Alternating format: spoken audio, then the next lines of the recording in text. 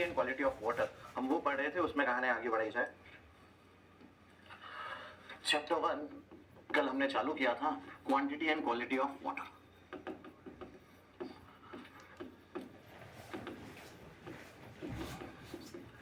काफी बातें की थी इसमें हमने। सोर्सेस ऑफ वाटर पढ़ा था कि कौन कौन से सोर्सेस होते हैं। उसके बाद वेरियस वाटर डिमांड्स, अलग अलग डिमांड्स क्या क्या होती है, डोमेस्टिक डिमांड क्या होती है, industrial demand, institutional demand and commercial demand, public demand, losses and thefts and fire demand, ये सारी बातें हमने पढ़ी थी। इसमें फायर डिमांड के जो एम्पिरिकल फॉर्मूले हैं, खास करके कुचलिंग्स फॉर्मूला इंपॉर्टेंट है, याद रखिएगा। उसके बाद हमने डिमांड में वेरिएशन कैसे होता है।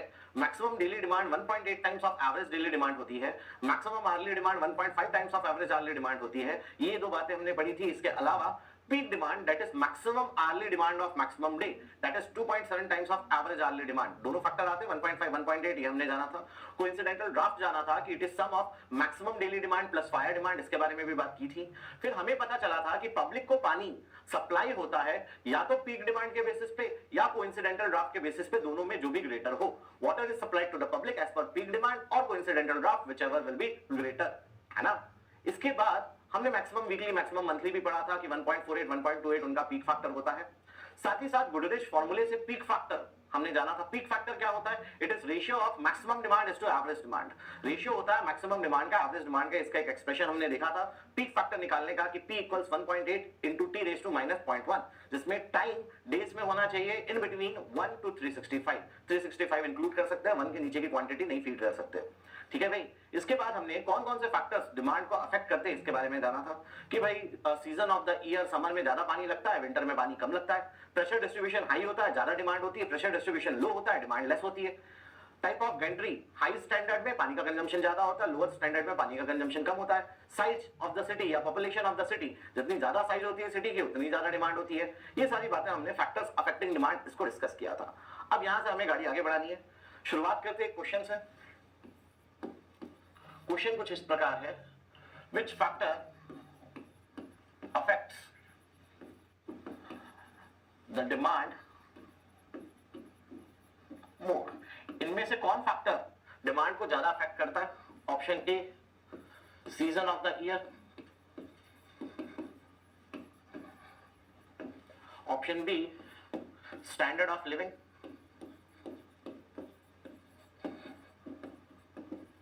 Option C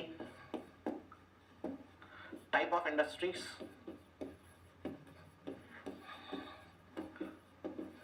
option D pressure distribution.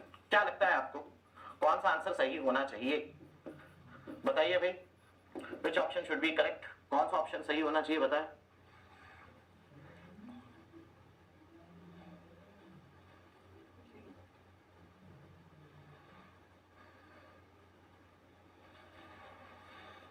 Good morning भाई सबको।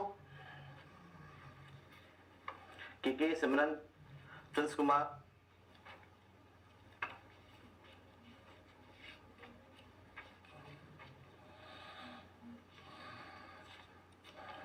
संदीप ने बोला टाइप ऑफ इंडस्ट्रीज। प्रिंस, उसका न्यूमेरिकल मोर और लेस डिमांड के न्यूमेरिकल जैसा ही होता है, ऐसा कुछ इंपॉर्टेंट नहीं है, अलग से उसको करवाना जरूरी नहीं है। उससे रिलेटेड मिलता जुलता क्वेश्चन करेंगे ना फायर डिमांड के साथ, थोड़ा वेट करिए।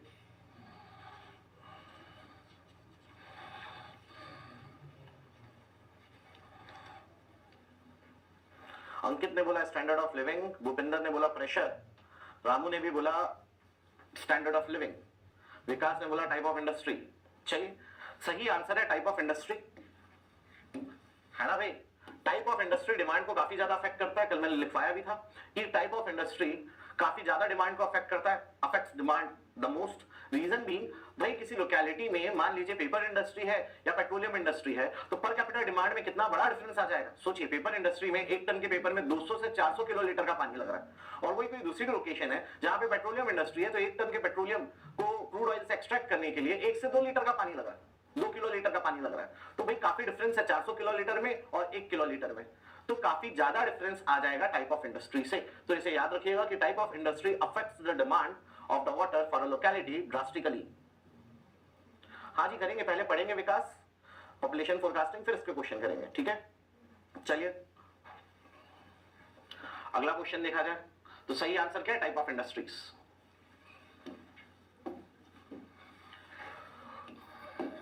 which factor will decrease water demand? कौन सा फैक्टर वाटर डिमांड को डिक्रीज करेगा? Option A high pressure, option B higher tariff of water,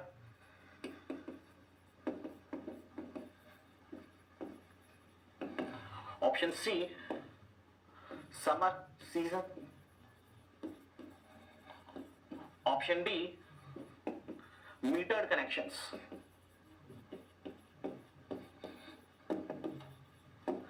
क्या लगता है इनमें से कौन सा ऑप्शन आपकी डिमांड को डिक्रीज करेगा?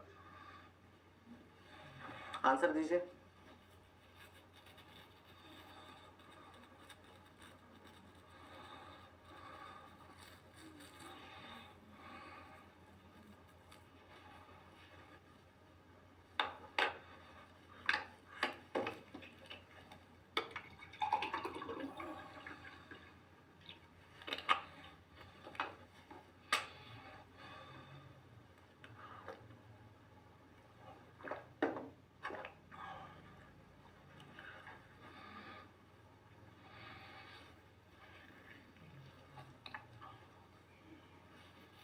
ठीक है भाई, क्या लगता है कौन से आंसर सही होने चाहिए? देखिएगा भाई, यहां पे आपको दो आंसर सही है। कितना आंसर सही है? दो आंसर सही है भाई। डिमांड को डिक्रीज करना है, प्रेशर बढ़ेगा तो डिमांड बढ़ जाएगी, लॉसेस भी बढ़ जाएंगे। क्रैक से, मान लीजिए किसी सिस्टम में प्रेशर पानी का ज्यादा है तो क्रैक से काफी कम समय में बहुत सारा पानी लॉस होगा, लॉसेस बढ़ेंगे, डिमांड बढ़ जाएगी। तो प्रेशर बढ़ाने से तो डिमांड डिक्रीज नहीं होती, डिमांड इंक्रीज होती है। समर सीजन में आप ज्यादा पानी का इस्तेमाल करते हैं तो समर सीजन में भी डिमांड इंक्रीज होती है, डिक्रीज नहीं होती। जाहिर सी बात है, मीटर कनेक्शन, जब भी मीटर लगेगा तो डिमांड डिक्रीज होगी। हायर टैरिफ ऑफ वाटर से भी डिमांड डिक्रीज होगी। तो यहां पे आपको दो सही आंसर है, B and D. B and D both will decrease demand, decrease demand, है ना भाई। एसएससी के पेपर में तो आपको एक ही ऑप्शन करेक्ट होगा, एसएससी के पेपर में तो आपको एक ही ऑप्शन करेक्ट होगा, है ना। पर अपन दिमाग का काफी अच्छा मैच्योरिटी के साथ विरोध करना चाहते हैं तो आपको अपने जहन को सोचते हुए दोनों आंसर बोलना चाहिए था। किसी ने बी बोला, किसी ने डी बोला, दोनों बोलिए। अपने क्लास में मल्टीपल सेलेक्ट भी होंगे, हमेशा अपना दिमाग आपको ज्यादा चलाना पड़ेगा। तो ऐसा मत सोचो कि एक ही ऑप्शन सही होगा। अच्छा, हाँ भाई, यहां डिमांड होगा। चलिए गाड़ी बढ़ाई जाए आगे, let's proceed further.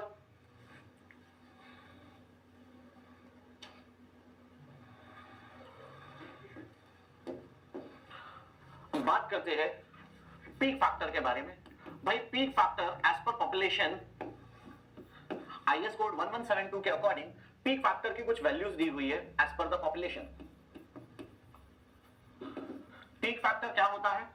Peak factor होता है maximum demand upon average demand, दोनों का रेशियो। तो पीक फैक्टर एज पर IS code according to the population, अगर पॉपुलेशन अप टू 50,000 होती है, अगर पॉपुलेशन 50,001 से 2 लाख होती है, जब पॉपुलेशन ग्रेटर देन 2 लाख होती है, क्या होते हैं भाई पीक फैक्टर? कोई बताना चाहेगा? बड़ा सिंपल सा बेसिक है, आपको शायद नॉलेज होगी इसकी। इन पॉपुलेशंस पर पीक फैक्टर्स की वैल्यू क्या होगी बताए जरा, कॉलेज में पढ़ा होगा। मीटर कनेक्शन से लॉसेस एंड थेफ्ट इंक्रीज हो जाएगा ना। ये कौन सा कॉन्सेप्ट, नए कॉन्सेप्ट को लाया है अभी प्रेम दत्त ने। प्रेम दत्त मेरे दोस्त, ये कौन सा लॉजिक है कि मीटर कनेक्शन से लॉस एंड थेफ्ट इंक्रीज होता है? हाँ जी, क्यों भाई, चोरी क्यों बढ़ जाएगी? मीटर कनेक्शन से चोरी तो कम हो जाएगी, लॉस कम हो जाएगा।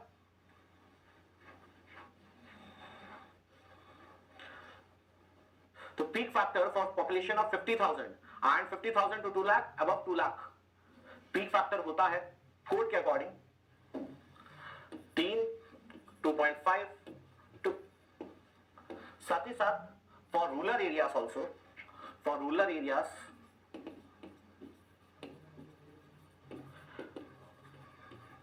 peak factor is 3 because the population will be lesser. ठीक है भाई।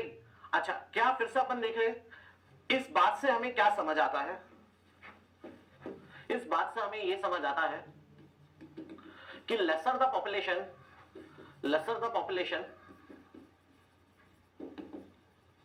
more is the variation in demand.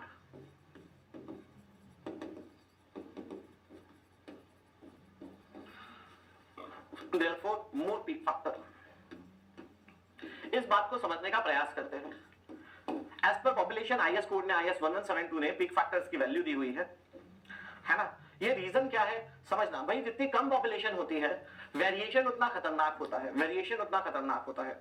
मान लीजिए, ये बात को समझने का प्रयास करिए, मान लीजिए क्लास में 5 स्टूडेंट है। कितने स्टूडेंट है? 5 स्टूडेंट है। मैंने पांचों को काम बांटा, होमवर्क दिया कि भाई पांचों स्टूडेंट को मैंने 10-10 क्वेश्चन दिए। मान लीजिए एक बच्चे ने, सबने 10 क्वेश्चन बनाए, एक बच्चे ने सिर्फ 2 क्वेश्चन बनाया, तो टोटल क्वेश्चन बहुत कम हो जाएंगे, 42 हो जाएंगे। मतलब 50 टोटल, 5 बच्चों को मिलकर 50 क्वेश्चन बनाने थे, 10 ईच, तो एक ने 8 बनाए क्योंकि वो बीमार पड़ गया। तो टोटल क्वेश्चन कितने बने? 42। डिफरेंस कितना आ रहा है?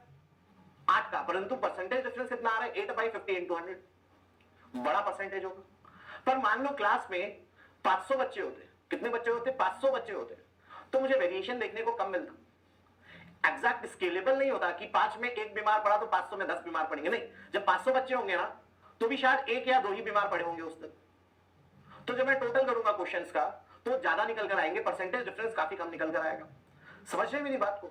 जब पॉपुलेशन कम होती है तो वेरिएशन ज्यादा होता है, पॉपुलेशन ज्यादा होती है तो जब एवरेज निकालते हैं ना, तो वो सम अप हो जाता है, वेरिएशन कम दिखने को मिलता है। इसलिए जब पॉपुलेशन ज्यादा थी तो peak factor variation maximum demand average demand से ज्यादा बड़ा नहीं होता, वेरिएशन कम होता है, पीक फैक्टर की वैल्यू कम होती है। वही जब पॉपुलेशन कम हो जाती है, जितनी कम पॉपुलेशन होगी उतना वेरिएशन देखने को मिलेगा, जितनी ज्यादा पॉपुलेशन होगी उनका एवरेजिंग के कारण वेरिएशन कम मिलेगा। क्लियर है मेरा बात? ये डेटा आपको मेमोराइज करना पड़ेगा, नोट करिए इसको फटाफट। पवन आपने अभी ज्वाइन किया, आप तकरीबन 6 से 7 पन्ने छोड़ दीजिए, है ना, 7 पन्ने 7.5 पन्ने छोड़ दीजिए। पवन यहां तक का आप नोट कर लीजिएगा जरूर से, इसके आगे का आपको पूरा समझ आएगा। ठीक है, कंसंट्रेट करिएगा, ऐसा नहीं कि नहीं समझ आएगा, आगे पूरा समझ आएगा, बस अभी कंसंट्रेशन चालू कर दीजिएगा।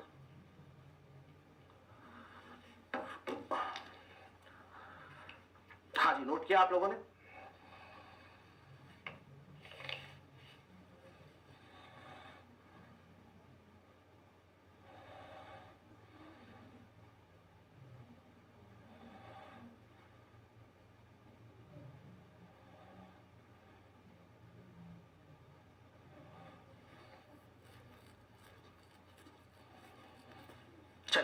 Moving on. अब मान लीजिए आप लोग सब पीएचईडी के या नगर निगम के जूनियर इंजीनियर बन गए, आप सब पीएचईडी के जूनियर इंजीनियर बन गए हैं। मान लो मैंने आप सबको बोला कि भाई आपको इस पर्टिकुलर टाउन का वाटर सप्लाई सिस्टम को डेवलप करना है। बड़े गौर से मेरी बातों को सुनिएगा। आप सब जेई है ना, आप मान लो 100 200 500 जितने भी बच्चे हैं, मान लीजिए आप सबको वाटर सप्लाई सिस्टम डेवलप करना है किसी पर्टिकुलर टाउन का। तो आप क्या करोगे? सबसे पहली चीज आप मुझसे क्या पूछोगे? हाँ जी, आपको एक टाउन का वाटर सप्लाई सिस्टम डेवलप करना है, तो क्या क्या डेटा आपको चाहिए हो रहा होगा? सबसे पहले आप मुझसे पूछोगे, है ना, आप मुझसे पूछोगे कि सर पॉपुलेशन कितनी है वहां की। मैंने बोला दोस्तों वहां की पॉपुलेशन है से फॉर एग्जांपल 2.5 लाख। मैंने बोला यार उस शहर की जनसंख्या है 2.5 लाख। फिर आपने मुझसे पूछा सर पर कैपिटा डिमांड कितना ले, पर कैपिटा डिमांड कितना ले। मैंने कहा यार कोड को रेफर करूं या मेरे नोट्स को रेफर करूं। आपने कोड रेफर किया, मान लीजिए IS 1172 को आपने रेफर किया, आपने जनसंख्या के हिसाब से डोमेस्टिक डिमांड ले लिया 200, कहीं पे 135, जनसंख्या 2.5 लाख को आपने अलग अलग पार्ट में तोड़ा। क्या सबका फुल्ली फ्लशिंग सिस्टम होगा? क्या नहीं, कुछ का फुल्ली फ्लशिंग होगा, कुछ का नॉन फ्लशिंग होगा, एज पर द कोड और as per the actual town survey, township का सर्वे करके आपने देखा रूरल एरियाज में कितने हैं, कहां स्टैंडर्ड ऑफ लिविंग ज्यादा है, कहां कम है, सबको मिला के आपने से for example average per capita demand उठा ली, डोमेस्टिक डिमांड उठा ली 180 LPCD। फिर उसके बाद आपने एवरेज बोल रहा हूं, कहीं पे 135 थी, कहीं पे 200 थी, एवरेज हो गया 180 मान लो पकड़ के। आपने इंडस्ट्रियल डिमांड निकाला 60 एलपीसीडी, पब्लिक डिमांड 5% ले लिया, लॉसेस टैक्स को परसेंटेज में ले लिया, इंस्टीट्यूशनल डिमांड भी ले लिया 20 एलपीसीडी, फायर डिमांड 1.2 एलपीसीडी ले लिया। Total demand per capita demand आपको निकल कर आई, मान लीजिए से फॉर एग्जांपल ये निकल कर आई आपको 280 एलपीसीडी। तो आपने मैक्सिमम डेली डिमांड निकाला, क्या निकाला? मैक्सिमम डेली डिमांड निकाला। भाई मैक्सिमम डेली डिमांड क्या हो जाएगा? What will be maximum daily demand? Maximum daily demand will be 1.8 times of average daily demand. Average daily demand. What is 1.8 into 280? बताओ भाई. What is 1.8 into 280? चलो भाई हम भी कैलकुलेटर इस्तेमाल करते हैं। काजल पीक फैक्टर में मैक्सिमम एवरेज से ज्यादा होगी ना? हाँ, एवरेज मैक्सिमम से लेस होगी या उसके बराबर हो सकती है, उससे ज्यादा कभी नहीं हो सकती। Average demand could be will generally be lesser than maximum daily demand, maximum demand. At most, average demand could be equal to maximum demand, है ना? तो कितना हुआ भैया 1.8 into 280? ये निकल कर आया 504। तो आपने बोला कि sir maximum daily demand 504 LPCD आ गई। आपने डिस्चार्ज निकाला, है ना? आपने निकाला डिस्चार्ज। आपने सोचा कि पब्लिक को सप्लाई करते हैं मैक्सिमम डेली के हिसाब से। आपने सोचा कि पब्लिक को सप्लाई करते हैं मैक्सिमम डेली के हिसाब से। क्या मैक्सिमम डेली से पब्लिक को सप्लाई किया जाएगा क्या? नहीं, बिल्कुल नहीं। किसके हिसाब से सप्लाई करेंगे पब्लिक को पानी? या तो पीक डिमांड से या तो कोइंसिडेंटल ड्राफ्ट से। पीक डिमांड क्या होती है? 2.7 times of average early demand. और कोइंसिडेंटल ड्राफ्ट क्या होता है? Maximum daily demand plus fire demand, plus fire demand. Fire demand निकालने के लिए उसी शहर के या आसपास के शहरों में पास्ट में कितने फायर सालाना लगे हैं उसका डेटा चाहिए होगा। कोई नहीं, आप जूनियर इंजीनियर हो, है ना? आप को ये सारे डेटा अवेल कराए जाएंगे। क्लियर है मेरा बात? तो मान लो पर हाल फिलहाल प्रतीक सर ने बोला था कि यार मैक्सिमम डेली डिमांड से आपको डिजाइन करना है, सब कुछ मैक्सिमम डेली से डिजाइन करना है। तो आपने बोला कि एक आदमी को 504 एलपीसीडी चाहिए, टोटल कितना आदमी है? 2.5 लाख है। तो डिस्चार्ज कितना हो जाएगा? इनटेक से डिस्चार्ज कितना निकाल रहे हो? नदी से कितना पानी निकालना पड़ेगा? आपने बोला एक आदमी को 504 लीटर देना, एक आदमी को देना है प्रतिदिन। कितने आदमी है? 2.5 लाख आदमी है। तो ये कितना आया भाई? What is 504 into 2.5? That is 1260 into 10⁵, यानी 126 into 10⁶। बची क्या यूनिट? कैपिटा तो कटिया, लीटर पर डे में आंसर आया। तो इसको क्या बोलेंगे? 126 mld। 10⁶, 10 लाख कितना होता है? मिलियन। 1 million is 10⁶। तो आपने बोला कि यार प्रतीक सर, ये जो शहर है जिसकी जनसंख्या 2.5 लाख है, जिसका per capita demand maximum daily के हिसाब से 504 है, अगर मैक्सिमम डेली से हम पानी निकाल रहे हैं तो हमको इतना पानी निकालना पड़ेगा, 126 मिलियन लीटर का पानी डेली प्रतिदिन निकालना पड़ेगा। मैंने बोला सही बात। आपने 126 mld के बेसिस पर, मान लीजिए 126 mld के बेसिस पर आपने डैम बना दिया, वाटर रिजर्वायर बना दिया कि ऐसा वाटर रिजर्वायर जो डेली 126 mld का पानी जिससे आप एक्सट्रैक्ट कर पाओ कम से कम। उसके बाद आपने उसी डेटा 126 mld के बेसिस पर ओवरहेड टैंक्स बना दिए, ट्रीटमेंट प्लांट बना दिया, पाइपलाइंस डाल दी, डिस्ट्रीब्यूशन सिस्टम बना दिया, लोगों को पानी भेजने लगे। लोग बड़े खुश हुए, लोगों ने बहुत जयकार की, बोले क्या जूनियर इंजीनियर है, वेरी गुड। कब तक की आप लोगों की जयकार? 1 साल। 1 साल उनको बहुत अच्छा लगा। 1 साल बाद उनकी दिक्कतें बढ़ने लग गई, उनको पानी में तंगी होने लग गई, पानी कम पड़ने लग गया। 2 साल बाद पानी बड़ा कम पड़ रहा था। तीसरे साल वो स्ट्राइक पे आ गए कि नहीं भैया हमको पानी नहीं मिल रहा। चौथे साल आपको पूरे सिस्टम को रिवाइज करना पड़ा, ओवरहेड टैंक्स बगल में नए बनाने पड़े, डैम को तो रिवाइज करना बड़ा मुश्किल है। पूरी पाइपलाइंस आपको वापस सेट ऑफ पाइपलाइंस डालनी पड़ी क्योंकि उन पाइपलाइंस से पूर्ति नहीं हो रही थी। दिक्कत क्या हुई? क्या लगता है दिक्कत कहां हुई? 3 साल बाद आपका सिस्टम फेल हो गया। रीजन क्या था? What would be the reason for the failure of system after 3 years? बताओ भाई।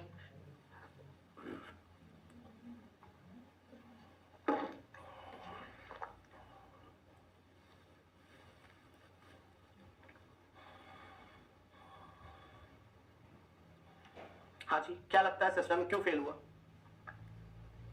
सिस्टम फेल हुआ बिकॉज जनसंख्या में हो गई है वृद्धि, है ना?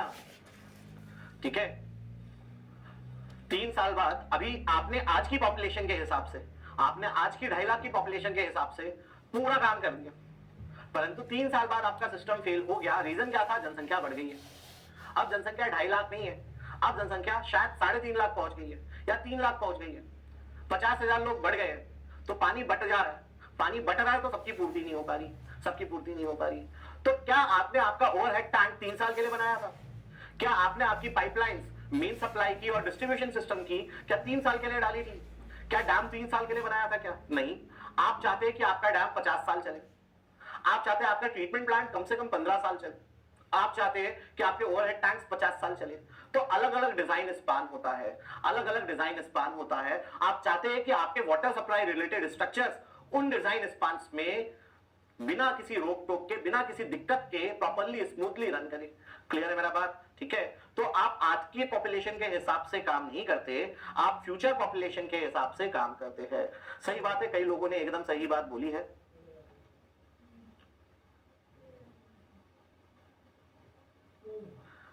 चलिए, तो नोट क्या हमने यहां पे समझा? हमने जाना water supply scheme, water supply scheme is plan, design,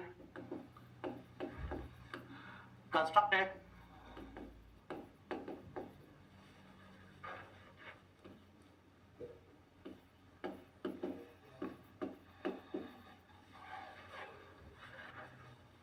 in accordance with future population, future population, so that all structures may fulfill their design spans, their design spans smoothly without failure। ठीक है भाई, ये बात समझ आई आपको कि जितने भी वाटर सप्लाई रिलेटेड स्ट्रक्चर है वो आज की जनसंख्या के हिसाब से, भाई तुमको घर खरीदना है, मान लो अभी तुम बैचलर हो, तुमको घर खरीदना था, तुमने सोचा जीवन में एक ही बार घर खरीदेंगे, है ना, जीवन में एक ही बार घर खरीदेंगे और उस घर को कम से कम 20 साल 25 साल चलाना। तुम गए, तुमने बोला अकेले तो है यार, पापा मम्मी भी दूसरी जगह पे रहते हैं, भाई बहन भी दूसरी जगह पे रहते हैं, अकेले रहना है, तुमने एक हॉल खरीद लिया। तुमने बोला कि एक हॉल खरीद लेते, उसी में साइड में कहीं पे किचन बना दिया, उसी में एक दूसरे साइड पे आपने वॉशरूम और टॉयलेट का प्रावधान दे दिया, तो एक हॉल है बस, है ना, हॉल, उसी अंदर किचन, उसी अंदर लेट बाथ भी। ठीक है भाई, फिर शादी हो गई, 2 हो गए, फिर 2 साल 3 साल में 2 से 3 हो गए। अब यार एक हॉल 3 लोगों को चल रहा है क्या? नहीं, बीच में आपने कुत्ता भी पाल लिया, एक डॉग पेट भी रख लिया, 4 हो गए भाई। तो आप पर अब अगला घर कब खरीदेंगे? 20 साल बाद। क्यों? प्लानिंग वैसी थी। तो ऐसे तो नहीं चलेगा। तो आज आप घर अभी के हिसाब से नहीं, अभी की जरूरत के हिसाब से नहीं खरीदते। आप सोचते हो कि अगर मेरे को इस घर में 20 साल रहना है ना, 20 साल में मैं इस घर की पूरी ईएमआई पटा के खत्म करूंगा, या 15 साल में, 12 साल में, 5 साल में, जो भी आपका डिजाइन स्पान था, उसके बाद नया प्रमोशन, नया पैसा आएगा। तो आपकी प्लानिंग आज के हिसाब से नहीं होनी चाहिए, फ्यूचर के हिसाब से होनी चाहिए। से आज की पॉपुलेशन के हिसाब से आप काम करोगे तो कोई भी स्ट्रक्चर अपना डिजाइन स्पान फुलफिल नहीं कर पाएगा। तो सारी स्कीम्स और स्ट्रक्चर फ्यूचर पॉपुलेशन के बेसिस पे होती है ना। अब डिजाइन स्पान कितना होता है अलग अलग स्ट्रक्चर्स का, स्ट्रक्चर्स और उनका डिजाइन स्पान।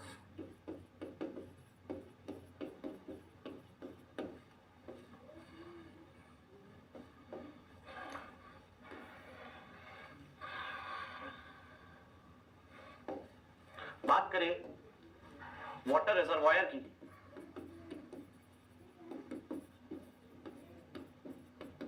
यानी कि डैम की, तो इसका डिजाइन स्पान होता है 50 to 60 इयर्स। अगर बात करें ओवरहेड टैंक्स की, तो इसका डिजाइन स्पान होता है 50 इयर्स। अगर बात करें वाटर ट्रीटमेंट प्लांट की, वाटर ट्रीटमेंट प्लांट, तो इसका डिजाइन स्पान होता है 15 इयर्स। अगर बात करें पाइप्स, वाटर मीन्स की, डिजाइन स्पान होता है 30 इयर्स। अगर बात करें पाइप्स फॉर डिस्ट्रीब्यूशन सिस्टम,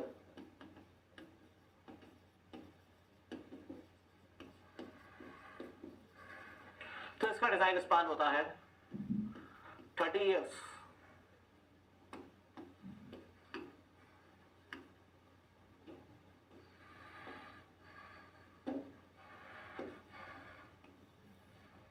ठीक है, नोट करिए। तो अलग अलग स्ट्रक्चर्स के अलग अलग डिजाइन स्पान होते हैं। हम चाहते हैं कि सारे स्ट्रक्चर्स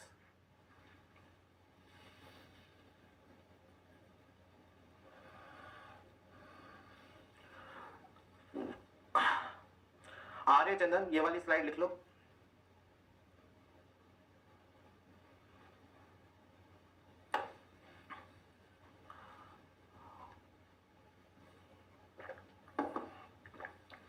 भाई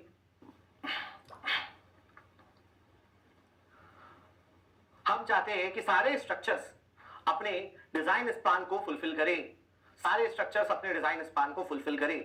इसलिए हम आज की जनसंख्या के हिसाब से नहीं, फ्यूचर पॉपुलेशन 30 से 50 साल बाद की जनसंख्या के हिसाब से काम करते हैं आज।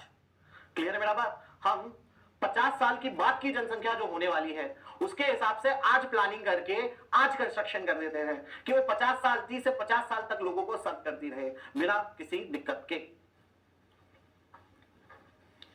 इसको नोट करिए। अच्छा, एक बात उठी, चलो पहले तो नोट करना है ना। नोट करने के लिए इस स्लाइड को मैंने 10 सेकंड दिया है, फिर प्रीवियस स्लाइड को मैं 10 सेकंड और दे दूंगा, फिर वापस बात करेंगे कि प्रतीक सर ने पाइप्स दो बार अलग अलग क्यों रखी। एक ही बार में लिख देते, दोनों का 30 ईयर है पाइप्स में, तो एक बार में लिख दिए होते भाई कि प्रतीक सर सिर्फ पाइप्स लिख देते आप तो। वेल और ट्यूबवेल का भी 30 to 50 ईयर्स होता है। वेल एंड ट्यूबवेल का भी 30 to 50 ईयर्स होता है प्रिंस, है ना। पर उतना जरूरी नहीं है। देखो यार, अपन ना जमाना नहीं रट सकते, एकदम याद रखिए प्रिंस। वही डेटा आप याद करिए। फिर भी अगर प्रिंस चाह रहा है तो लिख देता हूं, वेल्स एंड ट्यूबवेल्स का होता है 30 to 50 ईयर्स।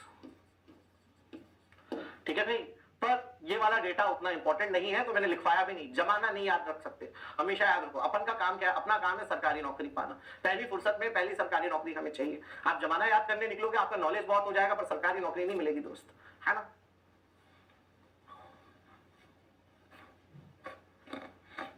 हाँ, मेरा आपसे सवाल क्या था, प्रतीक सर ने पाइप्स दो अलग अलग क्यों रखी? जब दोनों ही 30 ईयर्स के थे तो अलग अलग क्यों रखा?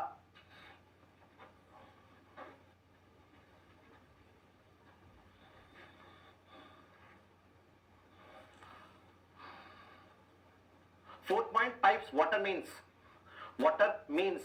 और फिफ्थ क्या है? Pipes distribution system. पिछली स्लाइड पे जा रहा हूं, पहले ये नोट।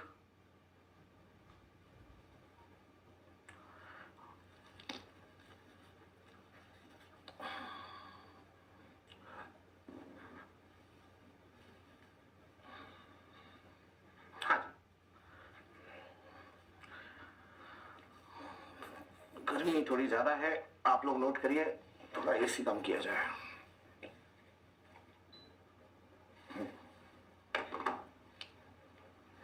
डिजाइन पैरामीटर को देखते हुए और अच्छे से बताइए प्रिंस।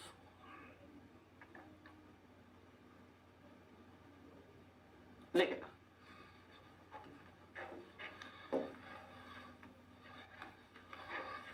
भाई, इनमें से कुछ स्ट्रक्चर्स को हम मैक्सिमम डेली से डिजाइन करते हैं, कुछ स्ट्रक्चर को हम मैक्सिमम आर्ली से डिजाइन करते हैं। क्या लगता है इनमें से किसको मैक्सिमम आर्ली से डिजाइन किया जाएगा? है ना, अपन यार ऐसी बात करते करते सीखेंगे। आपसे मैं 10 बार क्वेश्चन पूछूंगा ना, शायद आपको याद, इनमें से कौन सा स्ट्रक्चर मैक्सिमम आर्ली से डिजाइन होगा? हाँ जी, क्या लगता है कौन सा स्ट्रक्चर को मैक्सिमम आर्ली से डिजाइन किया जाएगा?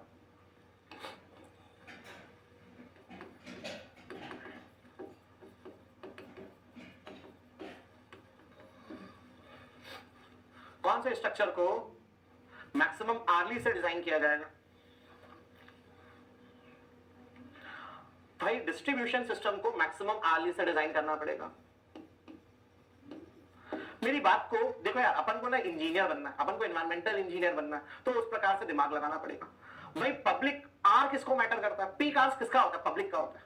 पीक आवर्स किसका होता है? पब्लिक का होता है। पब्लिक उठती है सुबह 6 बजे, 7 बजे या 8 बजे, 8 बजे से 9 बजे उनका पीक आवर होता है, जब उनको नहाना भी है, फ्रेश भी होना है, ब्रश भी करना है, खाना भी बनाना है, स्पीड में हुआ तो गाड़ी भी साफ करनी है और निकलना। क्लियर है मेरा बात? गार्डनिंग भी करनी है ना, और निकलना ऑफिस के लिए या किसी और काम के लिए। तो पीक आवर पब्लिक का होता है। तो पब्लिक को पानी पीक आवर के हिसाब से यानी आर्ली बेसिस पे मैक्सिमम आवर के टाइम वो फुलफिल हो जाए, मैक्सिमम आवर के टाइम उनका काम हो जाए, इसलिए distribution system maximum hourly demand के हिसाब से आपको फुलफिल करना होता है। डिस्ट्रीब्यूशन सिस्टम जो आप पानी पब्लिक को देंगे। क्लियर है मेरा बात? बाकी सब किसके हिसाब से होगा? डैम क्या लगता है? डैम किसके हिसाब से आप डिजाइन करोगे? डैम की डिजाइनिंग, मेरा सवाल है आपसे, भाई डैम आप डेली बेसिस पे डिजाइन करोगे, आर्ली बेसिस पे डिजाइन करोगे कि एनुअल बेसिस पे डिजाइन करोगे? डैम में पानी क्या हर घंटे भर सकते या हर दिन भर सकते, कि सालाना रूप से डैम को अपन डिजाइन करेंगे? डैम एनुअल बेसिस पर डिजाइन होगा, है ना, मैक्सिमम एनुअल डिमांड के हिसाब से डिजाइन होगा।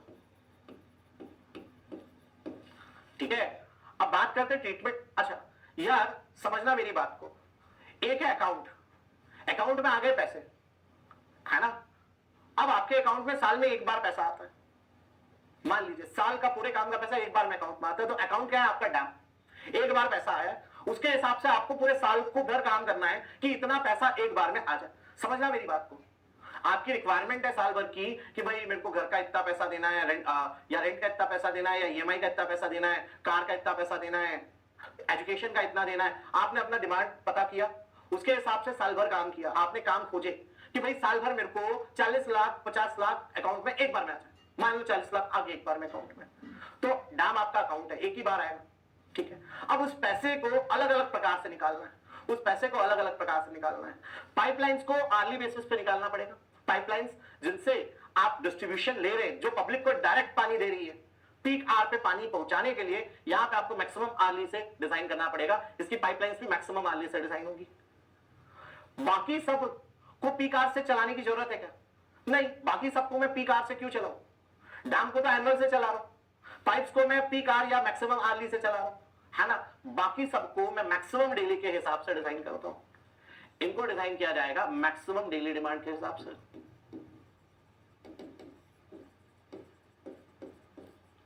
क्लियर है मेरा बात? वेल और ट्यूबवेल को बात ही नहीं कर सकते, वेल और ट्यूबवेल के बारे में हम बात ही नहीं कर सकते। क्यों? वो ट्यूबवेल क्या किसी सोसाइटी में, अगर सोसाइटी के अंदर है और सोसाइटी के लोगों को फुलफिल करने वाला है, बड़ी गौर से मेरी बात को सुनना, अगर ट्यूबवेल सोसाइटी के अंदर है, सोसाइटी से ट्यूबवेल डायरेक्ट सोसाइटी के लोगों को पानी देने वाला है, तो वो मैक्सिमम आर्ली से डिजाइन होगा। परंतु अगर ट्यूबवेल बाहर है, उसे कोई सा समवेल भरता है, तो उसको हम मैक्सिमम डेली से भी डिजाइन कर सकते हैं। तो ट्यूबवेल और ट्यूबवेल के बारे में बात नहीं कर सकते, है ना। अपन किसके बारे में बात कर रहे हैं? नदी से पानी उठाकर उसको ट्रीटमेंट प्लांट में ट्रीट कर फिर हम उसको सप्लाई कर रहे हैं। आप बोलोगे सर ये डिस्ट्रीब्यूशन सिस्टम की पाइप जो आपकी सोसाइटी में पाइपलाइंस लगी है वो डिस्ट्रीब्यूशन सिस्टम की पाइप है। वाटर मेन्स क्या होगा? जो मेन ट्रंक पाइप है, मेन ट्रंक पाइप है जो इनटेक स्ट्रक्चर से आपके डिस्ट्रीब्यूशन सिस्टम तक आई है। क्लियर है मेरा बात? जो अलग अलग जो मेन रोड से जा रही है, जिससे डिस्ट्रीब्यूशन सिस्टम्स निकले हुए हैं बहुत सारे। क्लियर? अलग अलग सोसाइटी के अलग अलग डिस्ट्रीब्यूशन सिस्टम्स निकले हुए हैं। ठीक है, तो ये डिजाइन स्पान बहुत ज्यादा इंपॉर्टेंट तो नहीं है, ये स्लाइड याद कर पाए तो कर लीजिए, जिसमें इसको तो बिल्कुल ही आप गोली मारो। इनफैक्ट पूरे स्लाइड को भी बहुत ज्यादा याद नहीं रखोगे तो चल जाएगा, स्पीड में नोट कर लीजिए। Then will proceed further.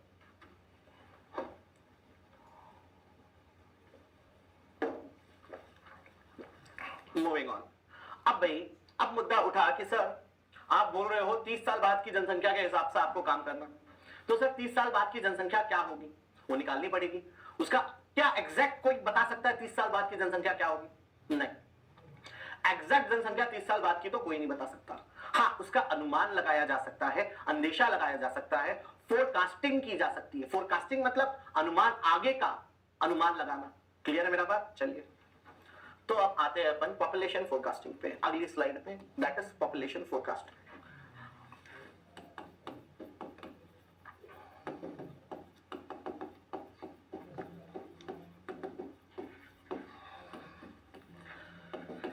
It is done to predict future population, to predict future population, भविष्य में क्या जनसंख्या होगी उसका अनुमान लगाने के लिए पॉपुलेशन फोरकास्टिंग की जाती है। पॉपुलेशन फोरकास्टिंग के भाई बहुत सारे मेथड्स होते हैं, है ना। मेथड्स कौन कौन से होते हैं पॉपुलेशन फोरकास्टिंग के? Arithmetical increase method,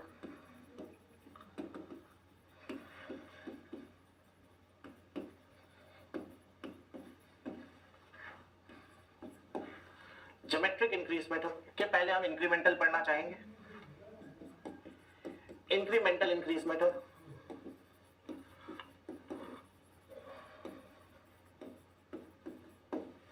geometric increase method,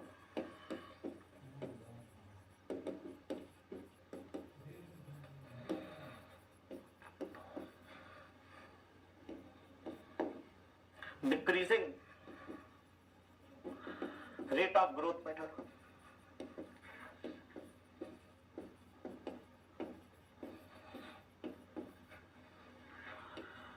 graphical method.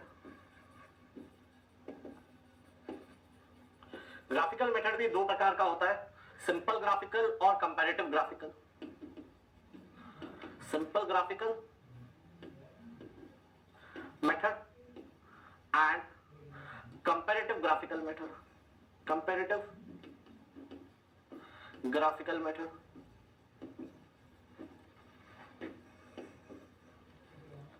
फिर logistic curve method,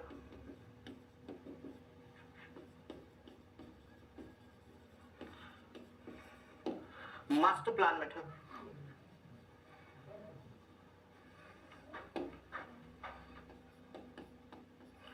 master plan method. इसके अलावा भी बहुत सारे मेथड होते हैं। एस कर्व मेथड होता है, S curve and component method होता है, ठीक है, नोट करिए पहले इनको। आखिरी वाला क्या? Master plan method. What is last one? Master plan method. भाई वाटर मेन से पानी लेकर आएंगे अंकित बर्नवाल, वाटर मेन से इनटेक स्ट्रक्चर से पानी लेकर वाटर मेन्स में लाएंगे, वाटर मेन से डिस्ट्रीब्यूशन सिस्टम में लाएंगे, सॉरी वाटर मेन से पानी जाएगा ओवरहेड टैंक पे, ओवरहेड टैंक से पानी जाएगा आपका डिस्ट्रीब्यूशन सिस्टम में।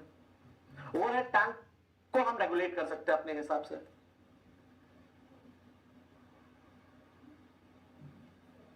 कर सकते हैं सिद्धार्थ। डिस्ट्रीब्यूशन सिस्टम में जो पानी है फाइनली वो या तो पीक डिमांड से जाएगा या तो कोइंसिडेंटल ड्रॉप से जाएगा। यार विशाल कितने पेज छोड़ू, कहां से आप आज की क्लास के बारे में बात कर रहे हैं तो आज की क्लास के लिए यार 5 पन्ने छोड़ दो, 4 पन्ने, है ना। ऐसा क्वेश्चन मत पूछा करो यार, मेरे को याद नहीं रहता कितने पन्ने हो गए, मैं कैसे बता दूं। अंदाज से बता रहा हूँ 4 पन्ने, 4.5 पन्ने छोड़ दीजिए या 5 पन्ने छोड़ दो।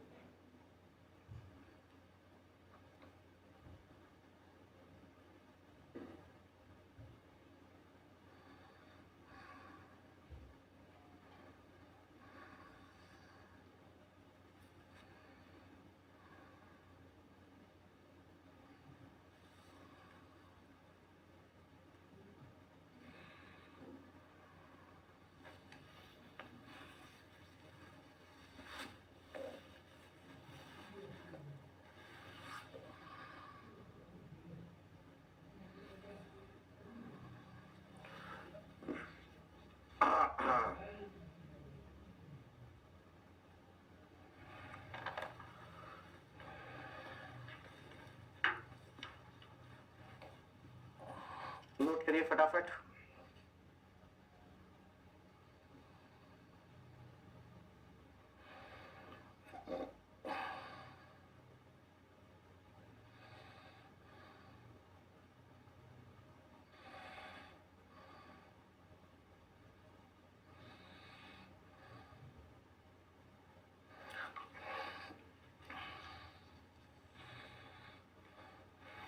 चलिए moving on. Master plan, last लिखा है सुमित, मास्टर प्लान मेथड, ठीक है। बड़े गौर से मेरी बातों को समझिएगा। इनमें काम के सबसे काम के मेथड कौन से हैं? ये 3, these 3 are important, less important. हम इनको डिटेल में पढ़ेंगे, इनको डिटेल में पढ़ेंगे, इनको डिस्कस करेंगे, ठीक है। ऊपर वाले को डिटेल में पढ़ेंगे, नीचे वालों को डिस्कस करेंगे। चलिए moving on.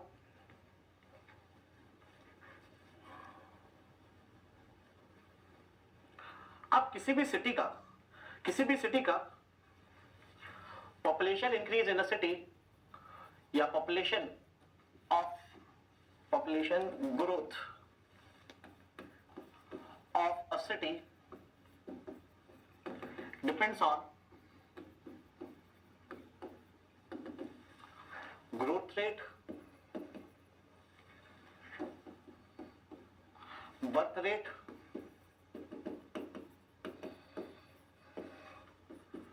death rate and migration। भाई किसी भी सिटी का पॉपुलेशन ग्रोथ किन फैक्टर्स पे डिपेंड करता है? जन्म दर, मृत्यु दर और माइग्रेशन, पलायन, कितने लोग वहां पर पलायन कर जा रहे हैं। किसी भी शहर का पॉपुलेशन किस पर निर्भर करेगा? इन तीन बातों पर निर्भर करेगा। भाई माइग्रेशन किन बातों पर निर्भर करेगा? माइग्रेशन डिपेंड करेगा growth, development of city, cost of land, job, business opportunities,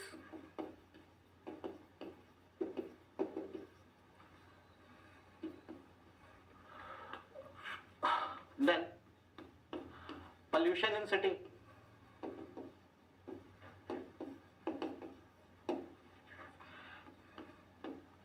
miscellaneous factors,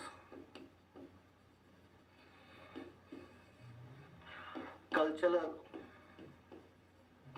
tourism, etc.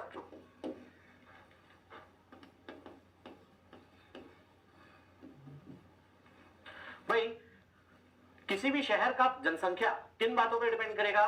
जन्म दर, मृत्यु दर और पलायन दर, है ना? Birth rate, death rate and migration rate. अब माइग्रेशन, कितने लोग एक शहर से दूसरे शहर जाएंगे, वो डिपेंड करेगा कि सिटी का डेवलपमेंट किस प्रकार से हो रहा है। सिटी में सड़कें हैं, कितने हैं, अच्छी सड़कें हैं कि नहीं है, स्कूल्स है कि नहीं है, हॉस्पिटल्स है कि नहीं है, कितनी सुविधाएं है कि नहीं है, लैंड का कॉस्ट कितना है। अगर कॉस्ट ऑफ लैंड कम होगा, लोग स्पीड में माइग्रेट करेंगे। मान लीजिए लैंड का कॉस्ट कम है, लोगों का पलायन का रेट ज्यादा होगा, है ना? मान लो लैंड का कॉस्ट है 500 रुपए स्क्वायर फीट, लोग स्पीड में भाग रहे होंगे, उनको पता है आज 500 है, कल 5000 होगा, बहुत जल्दी अपन को प्रॉफिट होगा। पर मान लीजिए लैंड का कॉस्ट है 13,000 रुपए स्क्वायर फीट, 14,000 रुपए स्क्वायर फीट, तो बहुत कम लोग जाएंगे, उनको पता है यार जाके अपन उस शहर में घर ही नहीं खरीद पाएंगे कभी जीवन में, तो शहर क्यों जाना। जॉब और बिजनेस अपॉर्चुनिटीज, जॉब अपॉर्चुनिटीज ज्यादा होंगी, बिजनेस अपॉर्चुनिटीज ज्यादा होंगी, लोग स्पीड में माइग्रेट करेंगे। कम होंगी, लोगों को वहां जाके स्ट्रगल होना है तो जाएंगे नहीं। पॉल्यूशन इन सिटी, सिटी में कितना पॉल्यूशन है। मिसलेनियस फैक्टर्स, भाई वहां पे कल्चरल फैक्टर्स कैसा है, रिचुअल फैक्टर्स कैसा है, टूरिज्म कैसा है, फिर वो तो बहुत सारी बातें हैं। ठीक है भाई, नोट करिए इसको भी। रॉकेट साइंस नहीं है, सिंपल बात है, स्पीड में आगे बढ़ते। लास्ट मैटर लिखा था Ranjan Kumar, it is 70 LPCD railway demand, कल बात किए थे ना अपन, है ना? हाँ भाई मेरे दोस्त, zonal method is quite similar to master plan method. Zonal method काफी सिमिलर है मास्टर प्लान मेथड के, ठीक है? तो वो मास्टर प्लान में ही आपको समझ आ जाएगा, दोनों में जोन्स क्रिएट होते हैं।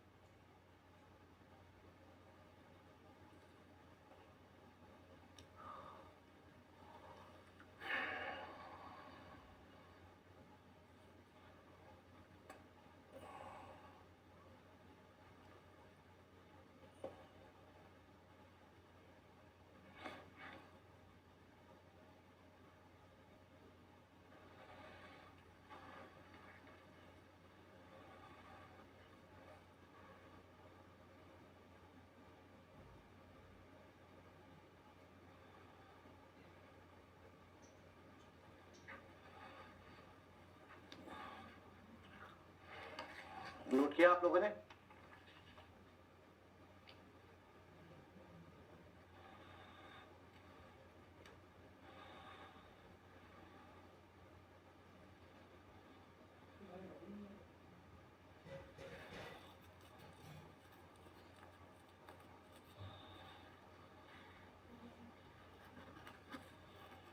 चलिए गाड़ी बढ़ाई जाए आगे, मूविंग ऑन।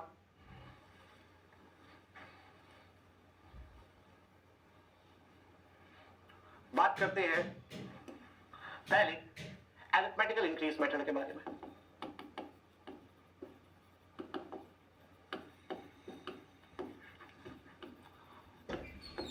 ये क्या मानते हुए काम करता है?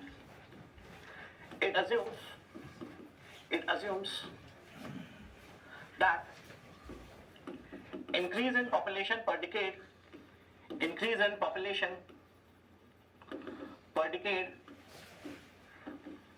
is constant.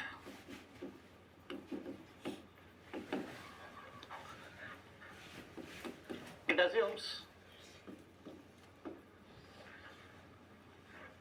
that population versus time graph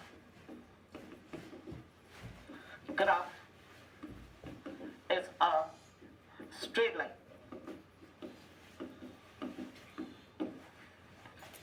ठीक है भाई, पॉपुलेशन अरिथमेटिकल इंक्रीज मेथड क्या मानता है कि पॉपुलेशन पर डिकेड जो इंक्रीज हो रहा है, जनसंख्या में जो वृद्धि हो रही है हर दशक में, वो कांस्टेंट है। और पॉपुलेशन वर्सेस टाइम ग्राफ कैसा होता है? एक स्ट्रेट लाइन होता है। पहले तो इसकी बात को समझने का हम प्रयास करते हैं। लिखना बंद करिएगा, सब यहां पर कॉन्सेंट्रेट करिए। अभी लिखना बंद करिए, सब यहां पर कॉन्सेंट्रेट करिएगा। मान लीजिए किसी शहर की जनसंख्या है 10,000। मान लीजिए किसी शहर की जनसंख्या है 10,000। एक दशक बाद, दशक यानी डिकेड, डिकेड मतलब 10 साल। 1 decade is 10 years, 1 decade is 10 years, दशक। Suppose the population was earlier 10,000. After a decade, the population, let us assume, after a decade, 10 साल बाद जनसंख्या हो गई 11,000. So what is the increase in population? ये population P0 था. After 1 decade, after 10 years, the population is now 11,000. So what is the increase in population? कितना वृद्धि हुआ पॉपुलेशन में? बताओ भाई। पॉपुलेशन में इंक्रीज कितना हुआ? हाँ जी, पॉपुलेशन में इंक्रीज हुआ 1,000। 10,000 से जनसंख्या बढ़ के 11,000 हो गई, वृद्धि कितनी हुई? 1,000। तो अरिथमेटिकल इंक्रीज मेथड क्या बोलता है? अरिथमेटिकल इंक्रीज मेथड बोलता है कि ये increase in population per decade, ये क्या होगा? कांस्टेंट होगा। This will be constant. Increase in population per decade will be constant. Arithmetical increase method क्या बोलता है कि increase in population will be a constant value. अब अरिथमेटिकल इंक्रीज मेथड बोलता है कि जनसंख्या इसी रेट से आगे बढ़ेगी। जनसंख्या, thank you. Arithmetical increase method क्या बोलता है कि भाई जनसंख्या 10,000 थी, 10,000 से 11,000 हो गई, मतलब वृद्धि कितनी हुई? 1,000 की। ये इंक्रीज कांस्टेंट होगा। मतलब अगली पॉपुलेशन कितनी होगी? अगली पॉपुलेशन कितनी होगी?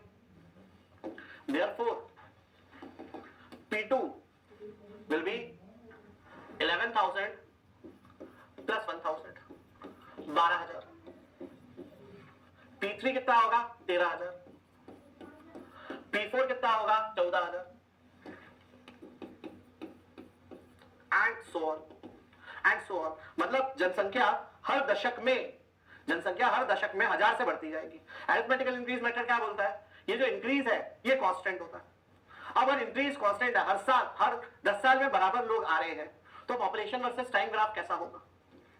पॉपुलेशन वर्सेस टाइम ग्राफ की बात करें, suppose this is your Y axis, ऐसे नहीं बनाना था, this is your Y axis, this is your X access.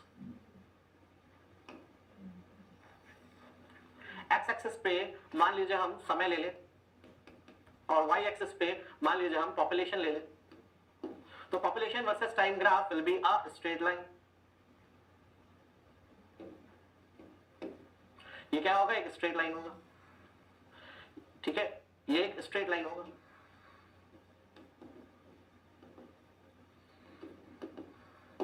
ठीक है दोस्तों, यहां पे आपने एरो नहीं बनाना था।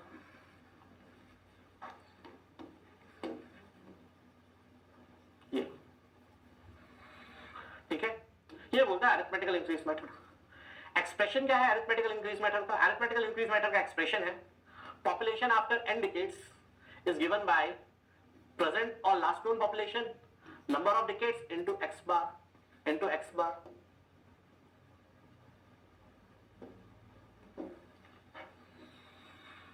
ये एक्सप्रेशन है अरिथमेटिकल इंक्रीज मेथड का, जिसमें pn क्या होता है? Population after n decades, where Pn is population after n decades। naught is present or last known population, last known population. n क्या है? number of decades. n is number of decades, number of decades. x बार क्या है? Average increase in population per decade. ठीक है, x बार यहां ही लिख देते. x bar average increase in population per decade.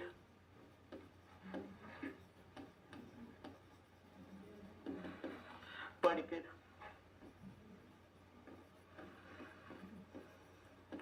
Note करिए.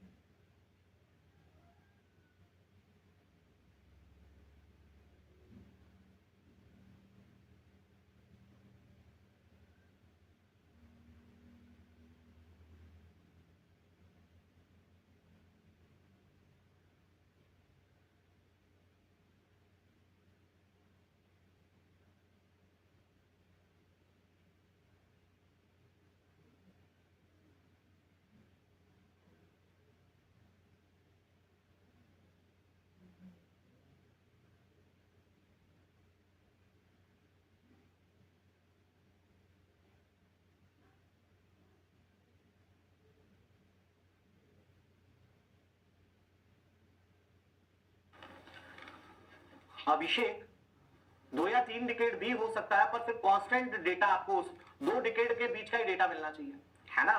और अगर 2 डिकेड का भी होगा तो उसके हिसाब से अपन 1 डिकेड का वर्कआउट कर लेंगे.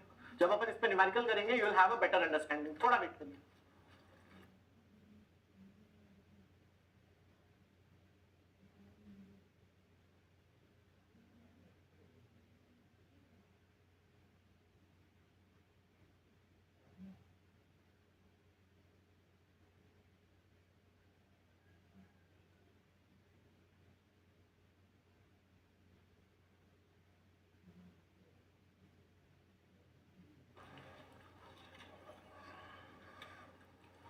नहीं यार, संकेत, हम इनटेक पी कार के बेसिस पर क्यों निकालेंगे? हम मैक्सिमम डेली के हिसाब से निकाल लेंगे, फिर उसको स्टोर करेंगे वाटर रिजर्वायर पे, वहां से हम सप्लाई करेंगे पी कार के बेसिस पर.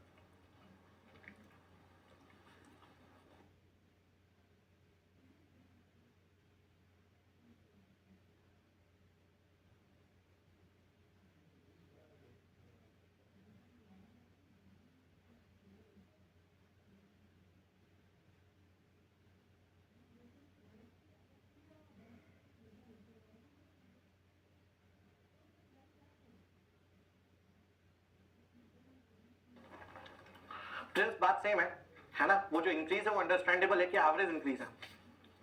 चलिए मूविंग ऑन.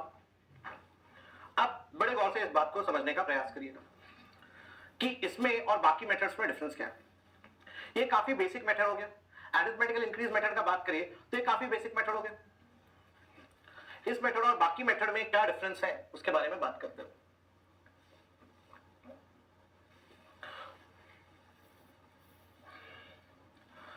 अगला मेथड है आपका incremental increase method. Next method that we have is incremental increase method.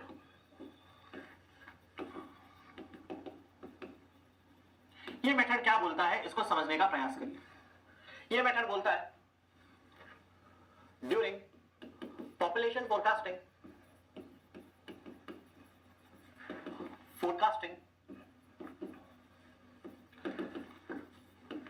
trend of increase must also be considered.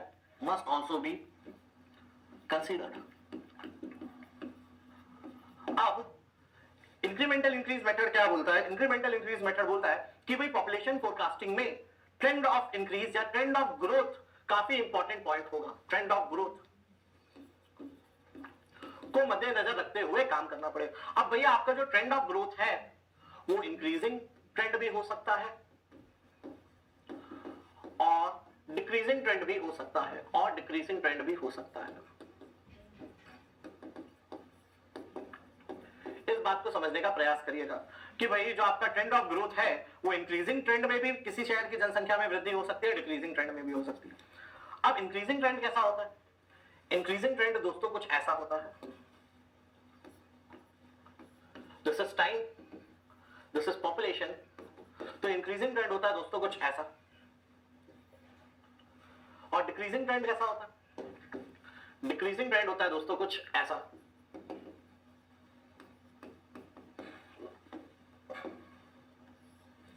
Clear है मेरा बात? This is increasing trend, this graph is showing increasing trend, this graph is showing decreasing trend.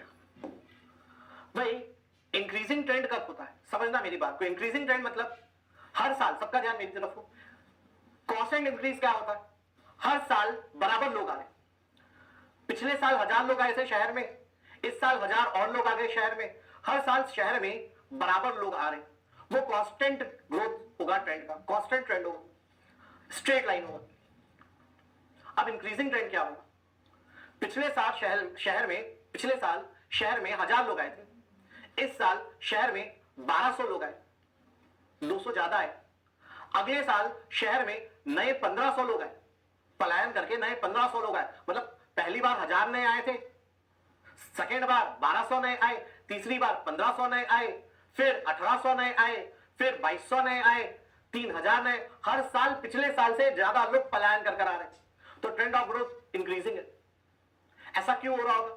Increasing trend कब देखने को मिलेगा हमें, है ना? सब लिखने नहीं वाले अपन, दुनिया नहीं लिख सकते अपन, ग्रंथ नहीं लिखने बैठे। क्या लगता है शहर में इंक्रीजिंग ट्रेंड कब देखने मिलेगा? कि हर साल पिछले साल से ज्यादा लोग भाग के शहर में आ रहे। कब ऐसा हो रहा होगा? या तो प्रॉपर्टी का रेट बहुत कम होगा, लैंड का रेट बहुत कम है, सब भाग रहे हैं, सस्ते में मिल रहा है, भागो, सेल मची है। जॉब अपॉर्चुनिटीज बहुत ज्यादा क्रिएट हो गई है, आईटी हब बन गया, या कोई और जॉब अपॉर्चुनिटी आ गई है, बिजनेस अपॉर्चुनिटी आ गई, सब भागे जा रहे। कोई टूरिस्ट अट्रैक्शन क्रिएट हो गया, लोग स्पीड में भाग रहे कि हाँ भाई यहां पे टूरिज्म फैलेगा, अपन यहां पे बसते। तो इंक्रीजिंग ट्रेंड, लोग स्पीड में हर साल पिछले साल से ज्यादा लोग प्रवास कर रहे हैं, उस जगह पे पलायन कर रहे हैं। डिक्रीजिंग ट्रेंड कब होगा? कांस्टेंट में हर साल 1000 लोग आ रहे थे, इंक्रीजिंग में हर बार 1000 से ज्यादा आ रहे, पिछले बार से ज्यादा आ रहे। डिक्रीजिंग में पहले साल 1000 नए लोग आए, अगले साल 800 नए लोग आए, अगले साल 500 नए लोग आए। जनसंख्या अभी भी बढ़ ही रही है। देखो भाई, जनसंख्या का, पॉपुलेशन का तो ग्राफ ऊपर ही जा रहा है, परंतु स्ट्रेट लाइन से नीचे जा रहा है। मतलब पिछले साल के कंपैरिजन में कम रेट से बढ़ डिक्रीजिंग। अगर मैं बोलूं कि ट्रेंड ऑफ ग्रोथ, बड़े गौर से सुनना, है ना, अगर मैं बोलूं ट्रेंड ऑफ ग्रोथ डिक्रीजिंग है, इसका यह हरगिज मतलब नहीं होता कि जनसंख्या नीचे जा रही है। जनसंख्या तो अभी भी ग्रो कर रही है, हाँ, उसके बढ़ने का रेट कम है, उसके बढ़ने का रेट बहुत स्लो है। पिछले साल 1000 नए लोग आए थे, इस साल सिर्फ 800 लोग नए आए, अगले साल सिर्फ 500 नए लोग आए, फिर 300 नए लोग आए। फिर एक समय आएगा, देखो हर बार पिछले साल से कम नए लोग आ रहे, एक टाइम आएगा जब ये फिर स्ट्रेट होने लगेगा, फिर ये स्ट्रेट होने लगेगा कि कोई नया नहीं आया। मतलब इंक्रीमेंटल इंक्रीज मेथड क्या बोलता है कि भाई आपको जनसंख्या का अनुमान लगाना है तो ट्रेंड ऑफ ग्रोथ को मद्देनजर रखते हुए आप अनुमान लगाओ। ट्रेंड ऑफ ग्रोथ इंक्रीजिंग भी हो सकता है, डिक्रीजिंग भी हो सकता है। तो इसका एक्सप्रेशन क्या है भैया इंक्रीमेंटल इंक्रीज का? इंक्रीमेंटल इंक्रीज का एक्सप्रेशन है population after n decades is can be found by p0 plus nx बार। तो यहां तक का तो अरिथमेटिकल इंक्रीज का ही, इसमें आगे n into n plus 1 by 2 times of y bar, n into n plus 1 by 2 times of y bar। जब हम इसमें अभी थोड़े से ही आगे न्यूमेरिकल करेंगे आपको बेटर अंडरस्टैंडिंग होगी। अरे भाई चलिए, अभी ये लाइट गई है, थोड़ी देर में आती है वापस, है ना।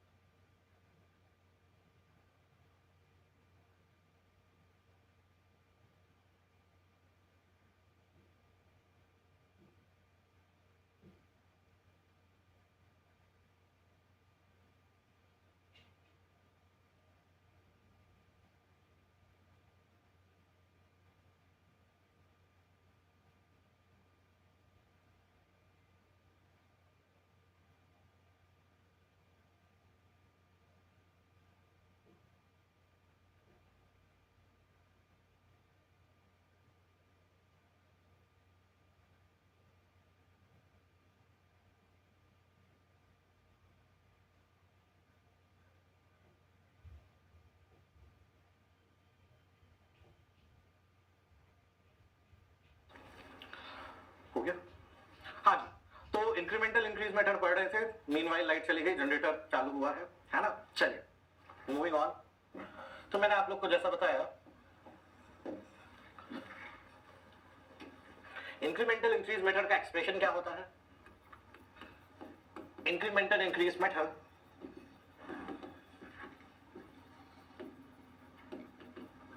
population after n decades can be found using the expression p naught plus nx bar n into n plus 1 by 2 times of y bar. pn क्या है? population after n decades.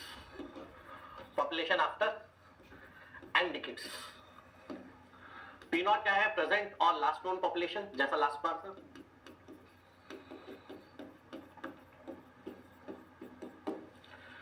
n है number of decades,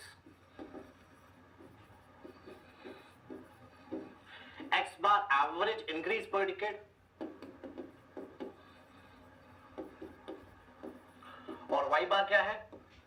average incremental increase, average incremental increase। ठीक है, y bar क्या है? average incremental increase। ठीक है, तो भाई दोनों मेथड का बात करें, इंक्रीमेंटल इंक्रीज, दोनों मेथड में स्टार्टिंग का एक्सप्रेशन तो सेम है भाई। यहां तक की कहानी पी नॉट प्लस एनएक्स बार, यहां तक की कहानी दोनों में सेम है। बस इंक्रीमेंटल इंक्रीज क्या बोलता है कि भाई आप पॉपुलेशन का फोरकास्टिंग ट्रेंड ऑफ ग्रोथ को मद्देनजर रखते हुए करिए। अगर ट्रेंड ऑफ ग्रोथ इंक्रीजिंग है तो उसमें कुछ ऐड कर दीजिए, अगर ट्रेंड ऑफ ग्रोथ डिक्रीजिंग है उसमें कुछ सब्सट्रैक्ट कर दीजिए। मतलब ये वाई बार के कारण यहां सामने पॉजिटिव साइन भी आ सकता है, नेगेटिव साइन भी आ सकता है, दोनों आ सकता है। मतलब भाई यहां तक का सिरा तो स्ट्रेट लाइन होता है, इसके आगे का सिरा अगर इंक्रीजिंग ग्रोथ होगा तो ऐसे जाएगा, डिक्रीजिंग ग्रोथ होगा तो ऐसे जाएगा। वो कैसे जाएगा वो डेटा पे डिपेंड करेगा। वो किस पे डिपेंड करेगा? उस शहर के डेटा पे कि उसका ग्रोथ कैसे हो रहा है, जो अपन क्वेश्चन के माध्यम से ज्यादा एक बेटर अंडरस्टैंडिंग प्राप्त करेंगे। इतना नोट करो पहले।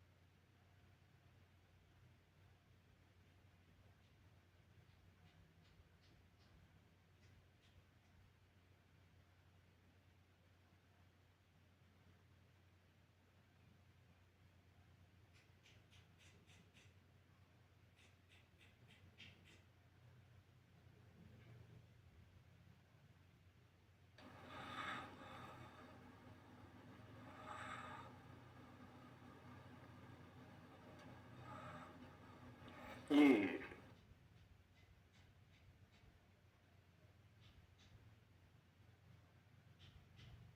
हाँ जी, तो इंक्रीमेंटल इंक्रीज का आपने लिखा होगा लाइट जाने के पहले, आई होप 2 बार मैं लिख चुका हूं, तीसरी बार मैं नहीं लिखूंगा, है ना। पॉपुलेशन आप एक बार लाइट गई तब बोर्ड बंद हुआ, फिर लाइट आ गई तो वापस से यूपीएस नहीं ले पाया लोड करके, वो बंद हुआ।